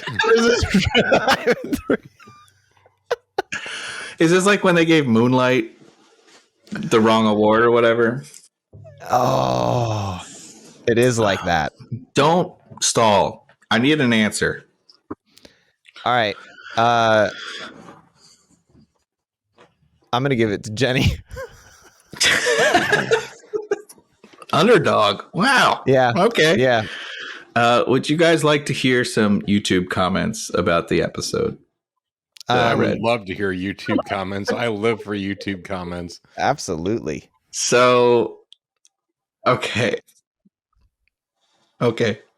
I'm just trying to see which order I should put these in. Subscribe to our show on YouTube so we can read all your comments. Well, we can read other people's comments on some of these. Anyway, one of them said, "It's sad we live in a world of hate. This episode hits home." I'm just waiting for any reaction. Okay, well, do you want us to laugh? No, I mean, I don't know. It does. some guy had a list, was his comment. It was 4 things. He said, the rich chick is gorgeous. This song blows massive chunks. I love Peter Angel shows of the 90s. Nostalgia rules. So Damn. I'm glad they go out of their way to talk about people's looks. well, and the last one said, let her go. Here's a list of people in the episode I would rate on who I want to bang in order. And they're supposedly underage too. So Right. one said, Yeah, that guy's let not her a creep go. at all. Let her go. There's nothing more Tony could have done. So that person's really invested in it. But YouTube sometimes is like, it's like a fucking gold mine for like people who really take this seriously. And I keep teasing that I'm going to talk about when I saw the Dreams live a couple months ago at this point. But I feel like the people that I saw at that show were the same people writing on these YouTube comments, because like, I think they think they're living in that world. So we're now 7 episodes deep. Yeah. And it we're never halfway once through. occurred to me to check any YouTube comments on any of these shows. I haven't either. That's really funny. I'll start doing it if I can find some good ones. Yeah, this is good. It brings in I can't remember the last time I said this. Anything people. blows chunks. That's wow. But nostalgia rules. 2 exclamation points. Anyway, that is the episode. Said that either. Yeah, that's the episode, guys. Yeah, there were 2 things. Did you notice at the end of the rap? They broke the 4th wall when Matt and Tony, they both looked at the camera to say peace. Oh, no, I missed it. You did. I was furiously scribbling I didn't notes. talk immediately, and then I had to listen to it again, the song part. I did break the 4th wall. Wow. So they know that we exist. It was right to us. Peace. Yeah. Yeah, that was a message. The message of peace. Mm. Yeah. I think I was a little bit expecting them to take it easy on Chris Pine's dad and let him like have a quick turnaround and be like, you're right, I shouldn't be so prejudiced. You can date my daughter, and be kind of like neat little bow on the end. And I'm kind of glad. It was harder to watch, but I'm glad that they just were like, some people are like this. They do not change. They will not change. And this is what you got to just kind of react to it. On second thought, I've completely changed my mind. Here are the keys to a hotel room and a 10-pack of condoms. Go at it. I don't think it would. Yeah, you're right. Normally that would have, but again, is it they did a good job and they're like, you probably can't change people, and you just have to kind of, believe in yourself, and it's kind of how you react to these situations. So I'm like, damn, that's too real. What are you doing? Kids show? I feel like with a lot of these like very special episodes, and like I have not, I don't know, I've seen a lot more like video essayists talk about shows of these decades than I've seen the shows themselves. So you guys might have more input. But it appears the trend that like 80s and 90s, early 90s and 70s, there was like a lot more episodes like this, where it's just like, this is a hard issue and we just got to kind of sit with it. It's not like it sucks. And like, and there's a message of hope, in this case, there's the one world, like goals. Yeah. And then like late 90s and 2000s, like if you were to have things like this in a show, especially for kids, there would have been like a bow on it. It would have been not as hard. It'd been like, hey, he's a little bit prejudiced. Like, and then like, sorry, I should have fixed it. Like, I didn't see a lot in because this was a little before my childhood. Sure. Yeah. So like a lot more in my time when it did address some of this, it was like, it was prettier. And this was also NBC. And the big thing with NBC is they would find ways to craft like morals or lessons to stories into things. And when they did that, they would specifically do the more you know type of thing. Like they did that for commercials a lot of times too, where they would just like have like a moral lesson in the middle of commercial breaks and do the more you know. So that's where that whole meme comes from. So you're not wrong. It was pretty popular during that period of time to try and tackle some kind of issue like this in one episode. Do shows still And do like this? now we see a lot more of that just in like very recent years, but since like 2020 and BLM, and like we see more conversations like this happening on more shows. Mm-hmm. But yeah, it was like we were in a trajectory, and then it got like real soft on all of this, and it was like, no, it's cool. We don't see color. It's cool. And then it was like, no, shit hasn't changed in 30 years. We need to talk about it and address it more.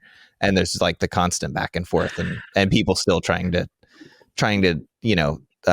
critical race theory and trying to squash all of that in so many states, and like the ebb and flow constant. Clearly, that's what was wrong. Is that there wasn't enough very special episodes, so we just got to make more until this problem gets solved. So I heard you say that Chris Pine's dad was trying to pass off critical race theory.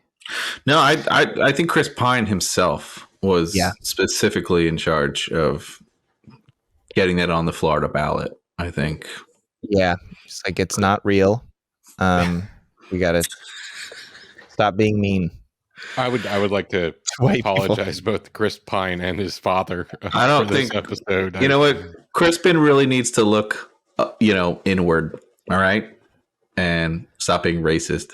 He had to learn it from somewhere. Yeah, somebody's got to apologize. It's not us. Guys, I really appreciate you coming back for Surf Dudes with Attitude, tackling this very immense, very, very complex issue with kid gloves. But we're gonna have to sign off and see you next week. For It's a Guy Thing. So get your hip waders out because we're going on the high seas. So until then, this is Pete from New York City signing off. Thank you. This is Zach. Bye. And I'm George Howell again. Our feed is available on YouTube. If you become a Patreon member at patreon.com/surfdudeswithattitude, you can get access to the extended show on YouTube that is uncut with video, or the bonus episode in audio. And please visit our website, surfdudeswithattitude.com. Thanks for listening. Thanks. And we know Chris Pine and his father are not racist. We don't know that for certain. We don't Yes, know we it. do. We're not No. getting sued. Woo. All right. All right.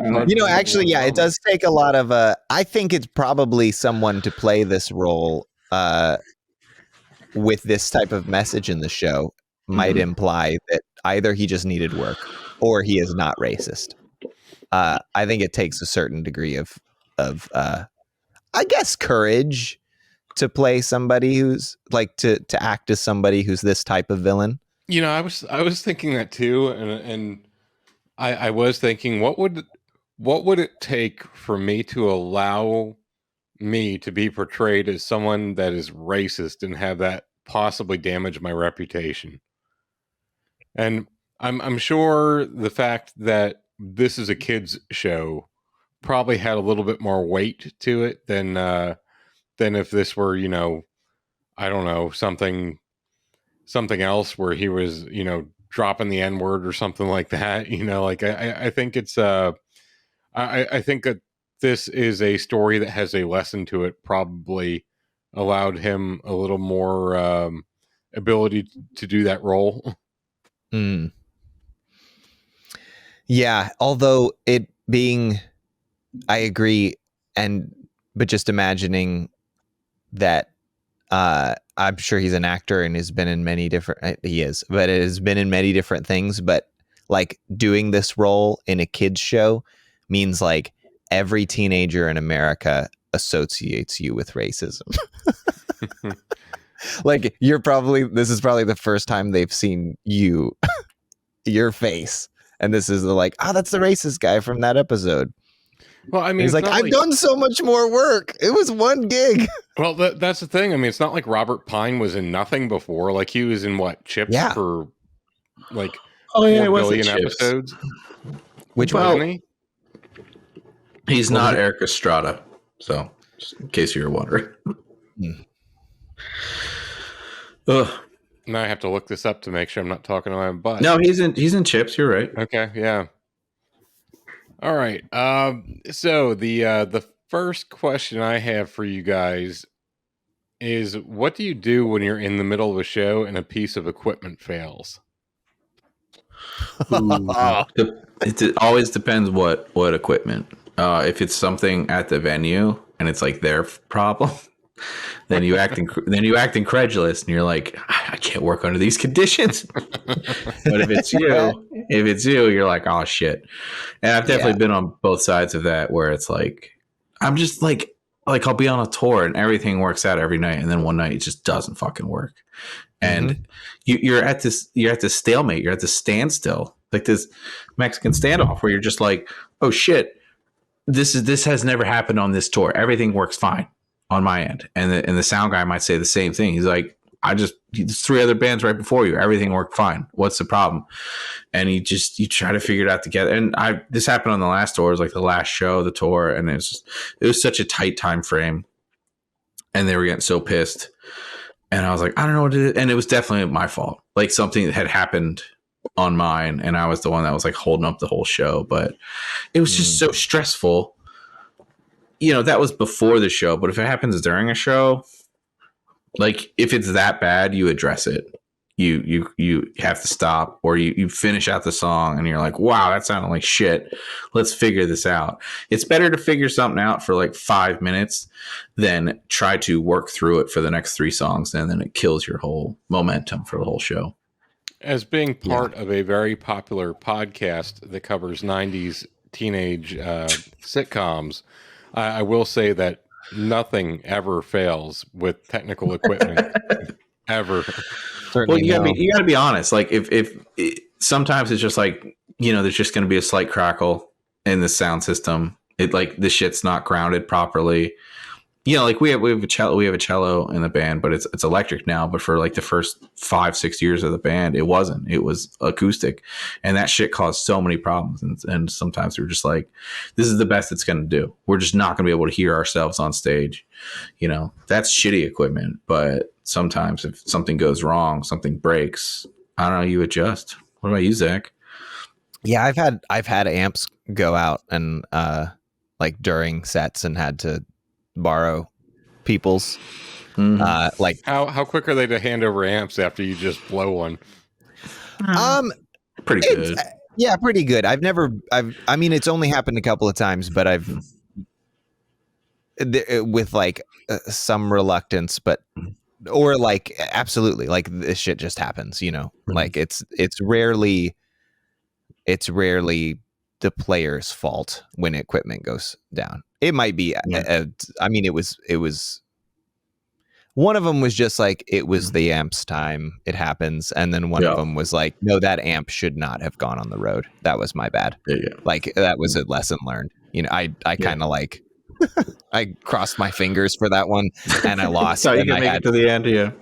I had friends that kind of bailed me out. They were like, okay, yeah, here's my amp. And that's, most musicians will be cool like that. It happened to us where we blew an amp in New Orleans when we went on tour. First time we were in New Orleans, and luckily we had a sound guy with us on the road, and he was able to use some busking amp that we brought instead. He used that as a monitor, so we at least hear ourselves, and we just went direct in. So you adapt or die basically at a show. But there's so many times, like, technical difficulties they're literally a part of every show. Even if you plan everything and you're perfect, even like the best setups have something wrong. The biggest show we ever played was a Gramercy Theater, 600 person place, sold out, and I show up and the fuse in my amp was just gone. It happened sometime during tour transit. No amp.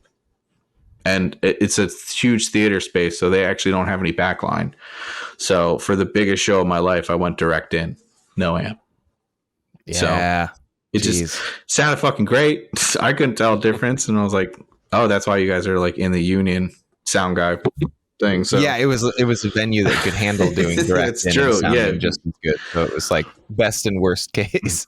My 8-string died one show, and this girl handed me her 4-string, and it was with my video game band, and it was like halfway through the set, and I was like, I could probably get away with this for the rest of the set, but her bass was like, it was a 3/4 size pink flower bass. Like it was, and that was like her band.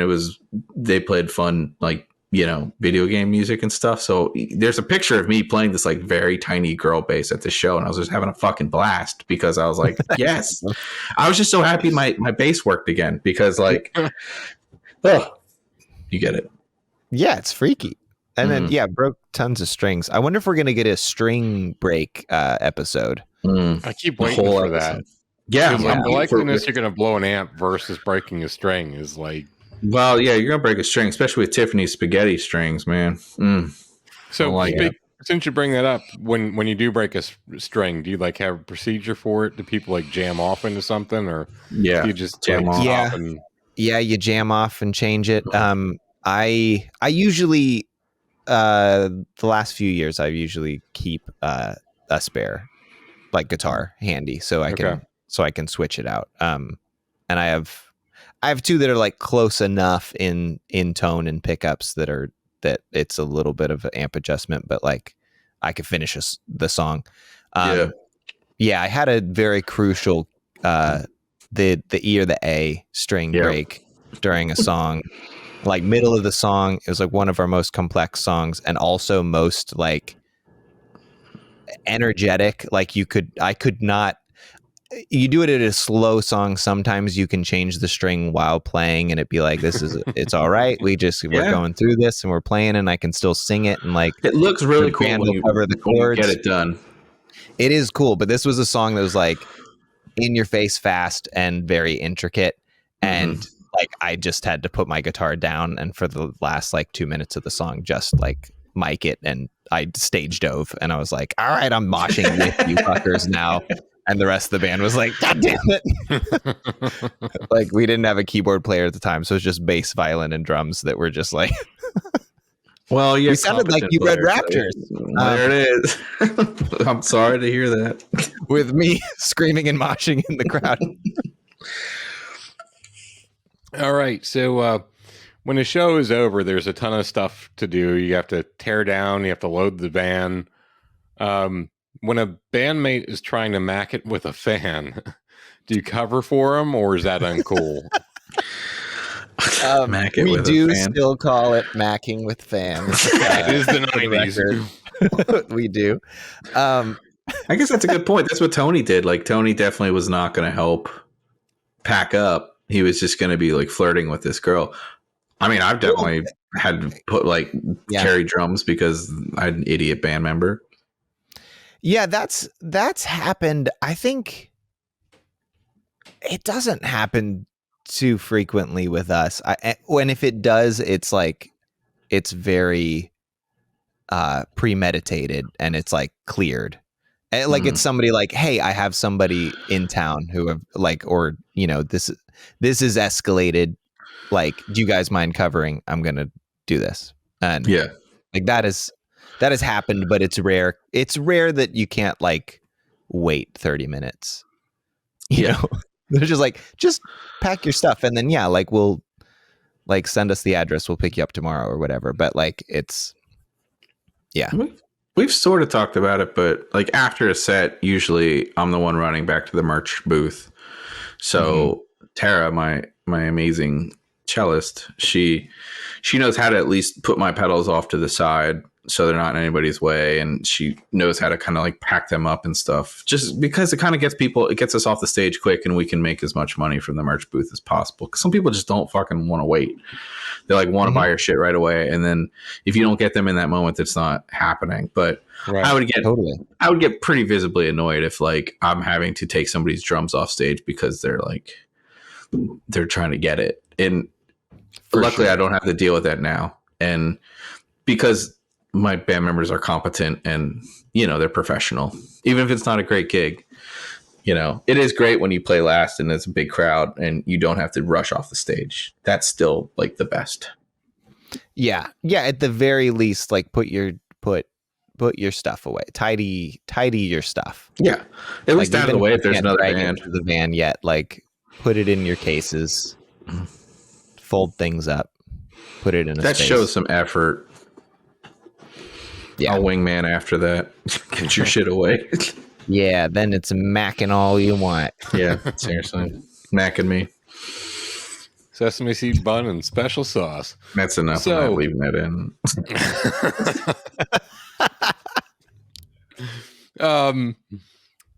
In this episode, Kimberly comes by the practice space, not once, but at least twice.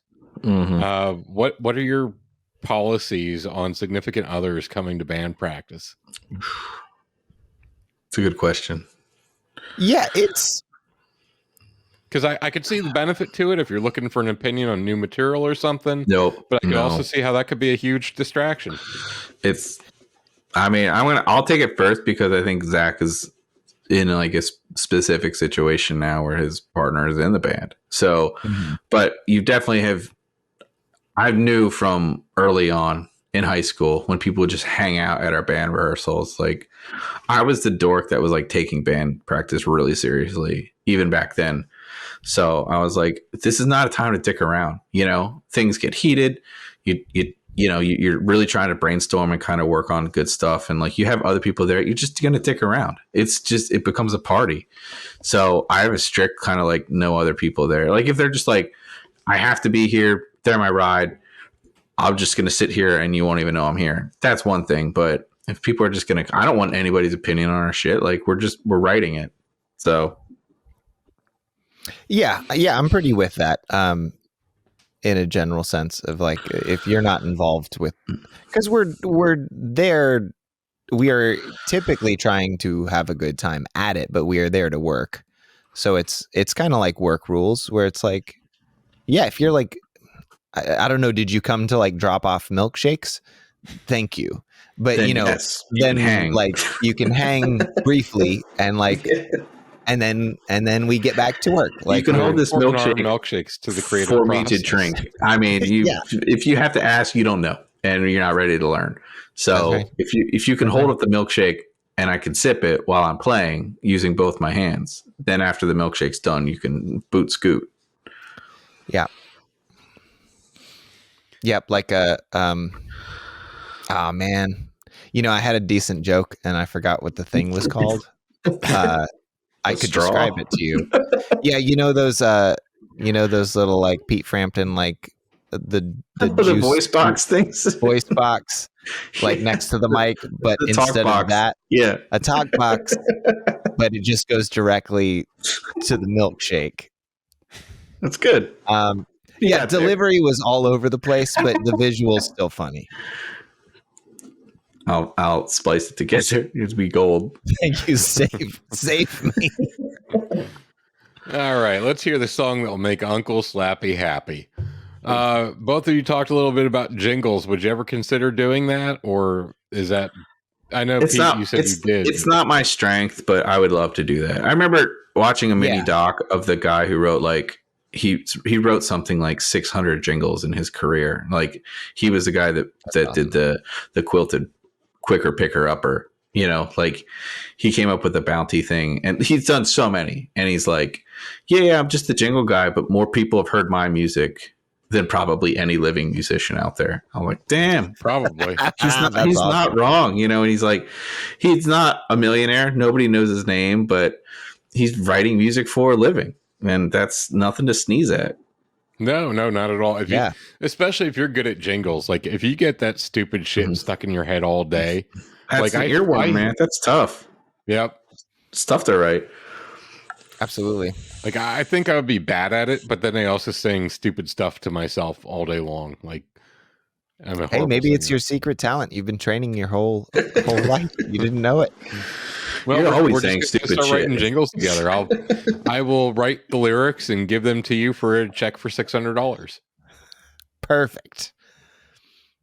All right. Has anyone, Pete? You said you did have something to talk about for this. Has anyone ever tried to buy you expensive equipment for you not to date their child? That's hilarious you had that question, because normally I would look at you like, dude, no, nobody, that's No never one happened to has. anybody. And here it is. This has literally happened to me. Real quick, you know the girl. Let's just say her name rhymes with Reagan. Um, I dated this girl for, I don't know, 4 years. And the first couple months was okay. I would go to her house. I was in college. And it was fine. 4 years? Yeah. Her 4 parents were 4 years. Yeah. Her parents were upper middle class, if not a little more.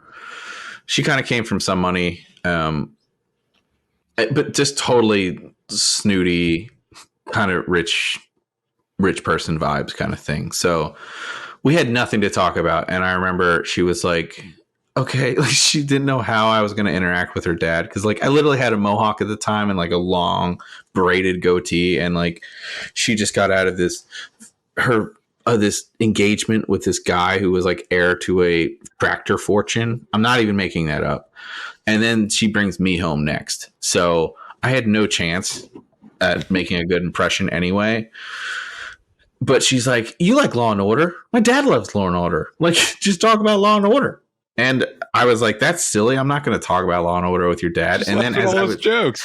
And then as I was sitting with him, I was like, fuck, we got nothing in common. I was like, how about that Law and Order? You know? And he's like, good show. And that's it. Anyway, so things went okay for, I guess, a couple months. And then I remember she came over one day and she was crying and she was like, my parents don't want you at the house anymore. And I was like, what? Well, what did I do? She's like, they don't like you. They don't want this to continue, kind of thing. And so for 1 year, I was not allowed at her house. So she could come hang out with me. She could come to my place, but I'd have to like drop her off at the house and I couldn't come inside, kind of thing. And like her parents were so like shitty that they would never, like if you would come up to them and confront them about this, they would be like, oh, that didn't happen. Like that's not a thing. Like they were just, so they were quasi-liberal, two-faced bigot butts. Okay. So anyway, 1 year later, Christmas time, she gets in the car. She has a big smile on her face, and she hands me this envelope. And her parents had given me $150 to basically like, hey, we're gonna pretend that the last year didn't happen. And I knew if I took that money, it would be acknowledging that what they did was like, like if I took it, I'd just have to they're buying my silence. They wanted me to never bring it up. They're like, you're allowed to be in the house, but you can't bring up the fact that we didn't want you in the house for a year. And I was that like, was it? A year for $150? I was like, you guys better pay up if you don't want to see me for a year and a half. Right. But I knew, I was like, if I take this money, it's pretty much buying into the system. But I was like, I don't want this money. Give it back to him, because this was now a standoff.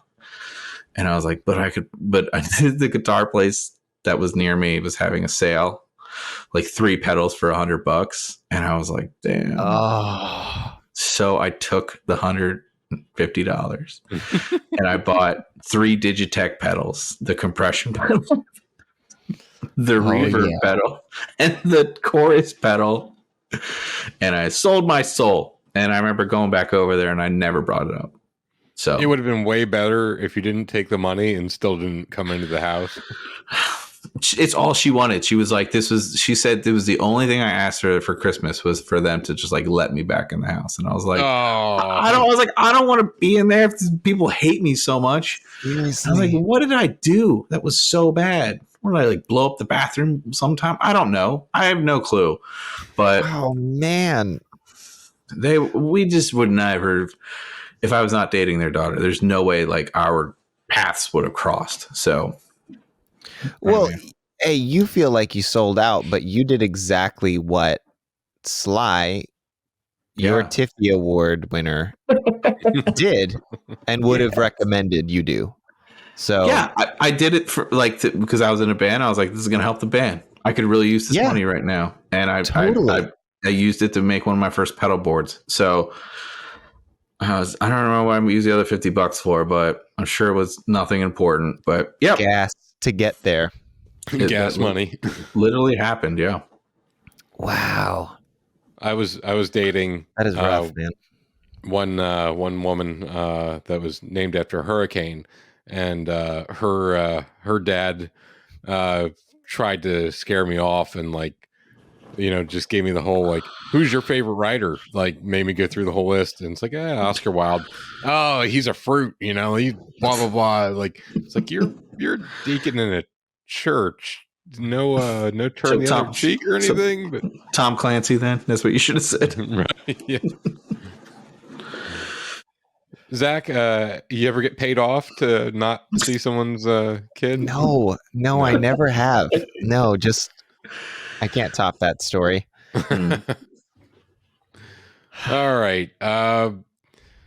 So when everything's going through and at the beginning when Kimberly shows interest in Tony, he wants to play Rain and rearrange the set.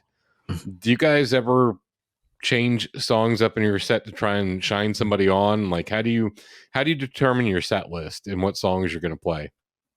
I mean, obviously there's a record executive or something there. You try and pick different songs, but happens ever on the fly all the time. Switch it up? There was one time a long time ago that I played. I had written a song that was sort of a love song for someone, and they hadn't heard it. I think they heard it one time, and then we broke up. But it was it wasn't my idea to break up, but it was it was cordial. You got dumped. That's what you're saying. I would never use that term. No, it was a cordial, basically couldn't deal with me being on tour as much as I was then, and was so if this is the life that you want, that they didn't want to be in a relationship with you anymore. Yeah, exactly. I was that makes sense. It's hard. I'm sorry you feel that way. I can see that. And they came to a show, and it was fine. And I decided to play that song. Mm-hmm. I was not to try to get them back, but kind of was a fuck you. Remember this? Remember this sweet thing I did for you? Fuck you. So petty. Was it while they're making out with their new partner? Looking back, it's I think. What'd you say, George? I said, what was it while they were making out with their new partner that you're playing the song? Yeah, they were outside smoking. It wasn't. They didn't hear anything. So that's how you. No, because I also wrote a song that was sort of the breakup song reaction to that relationship. It was a diss track to your old relationship. I was which song do I play in front of this person? And I went with the nicer one, because the other one, I have no interest in this person actually dying, but the song is a murder ballad of sorts, and and so it just started as this was inspired by this breakup, and then I was fuck, I'm not I don't know, it was too real, and I just wanted to make it a cartoonish, aggressive, dancey song. So I was no, that's a little too I don't want to play that at this person. Play it at them, not for them. Yeah. This song about you being murdered by me because I'm sad. God, I don't actually want that. I think that's called a threat. I don't. Yeah, I didn't want it. Basically, I just wanted to avoid the threat part. So, well, I was gonna say that we've definitely had to mix up our set depending on the crowd. I don't think I've ever done something to woo somebody, because I care more about the band as a whole than I do macking it. So you're not using the band as a vessel to pick up people. Well, it's if there's a big crowd and stuff, I will change up the set list to something that makes more sense, as opposed to hey, we're gonna do this new slow one. That would be the case. But if I saw some hot famale in the crowd or something, I wouldn't be I'm gonna derail this whole set so they see how awesome I am, because I have too much imposter syndrome for that. So I want if the band does well, we all do well. So it's one of the few things I put above. So you don't you have know, all your music get freaky. pre-programmed so that you can come up front and like sing instead of play. No, your yeah, instrument? totally. I have this drum machine that I just hit. Oh my god, how great would it be, Zach? That'd to be just such have a good idea. drum machine. You know how Oh my often I've god, thought about that? oh, I I would think love about to that have it all the all the time. time. I fantasize about not having a I drummer. do. I know. I have. If it didn't look so lame, I would totally do it. I know, because I have friends that have done that, and I know why they do it, and their shows like dip in energy and quality because, of course, but like it's just like I know what the outcome is, but can't it be just as good? Can't it? I fucking And it wish, can't. man. But man, You know, I do my one friend fantasize that of was being as good. talking about last week, the one who just a singer guitarist, he pre-programs all his drum parts, and he's got a pedal where he can like step on it to make it do like the There are fills great or the pedals for that intro. now. They Oh, can yeah. they can do it. There's like full bands in pedals now. Like it has accompaniment all your sets will be the exact same. It's just They so are, but lame. It's you know, just he's just doing a beach bar crowd show, and he yeah. doesn't have to deal with anybody else. And I just think, man, you're the smartest guy in the world. All you have to do is show up. Everything's reliable, and you just play your thing, get your Sure, beer, but and I Yeah, know, like but if it started there's- that way, you know, like that, like I think Pete, you and I would have to rebrand so entirely to I like couldn't use do that it. type of like backing track. Like if we did, because part of the fantasy has also been like I could do a solo thing and then have some backing tracks and do some Yeah. like looping and do different things with it. And like if I were to do a solo thing, I don't think I'd want a full live band. Is where my brain goes of like I'd have the live band for this one for Fable Cry. If it's a live band, there needs to be a drummer. And like I love singing acoustic guitar stuff, solo stuff. Like there's a point in time for that, but like we're rockers, all right? And we just need a fucking drummer and all the problems that come with them. So next question. that is all I have. Oh, that's it. That's good. Okay. Well, thank you for staying for the encore. Please accept our deepest gratitude for being a Patreon supporter. Tell a friend about the show.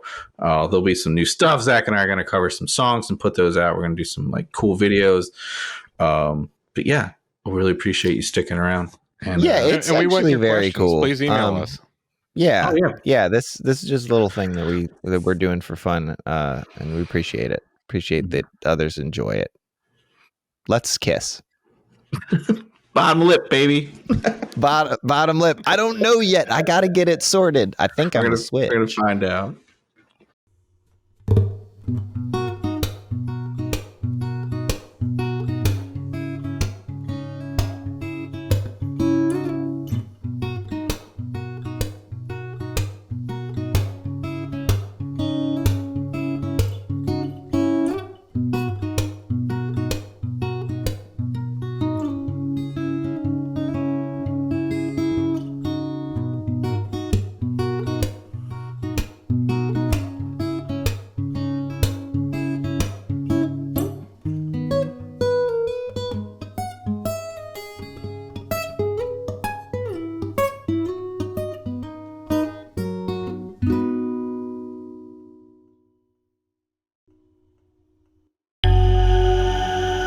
This has been a Winning Moon production.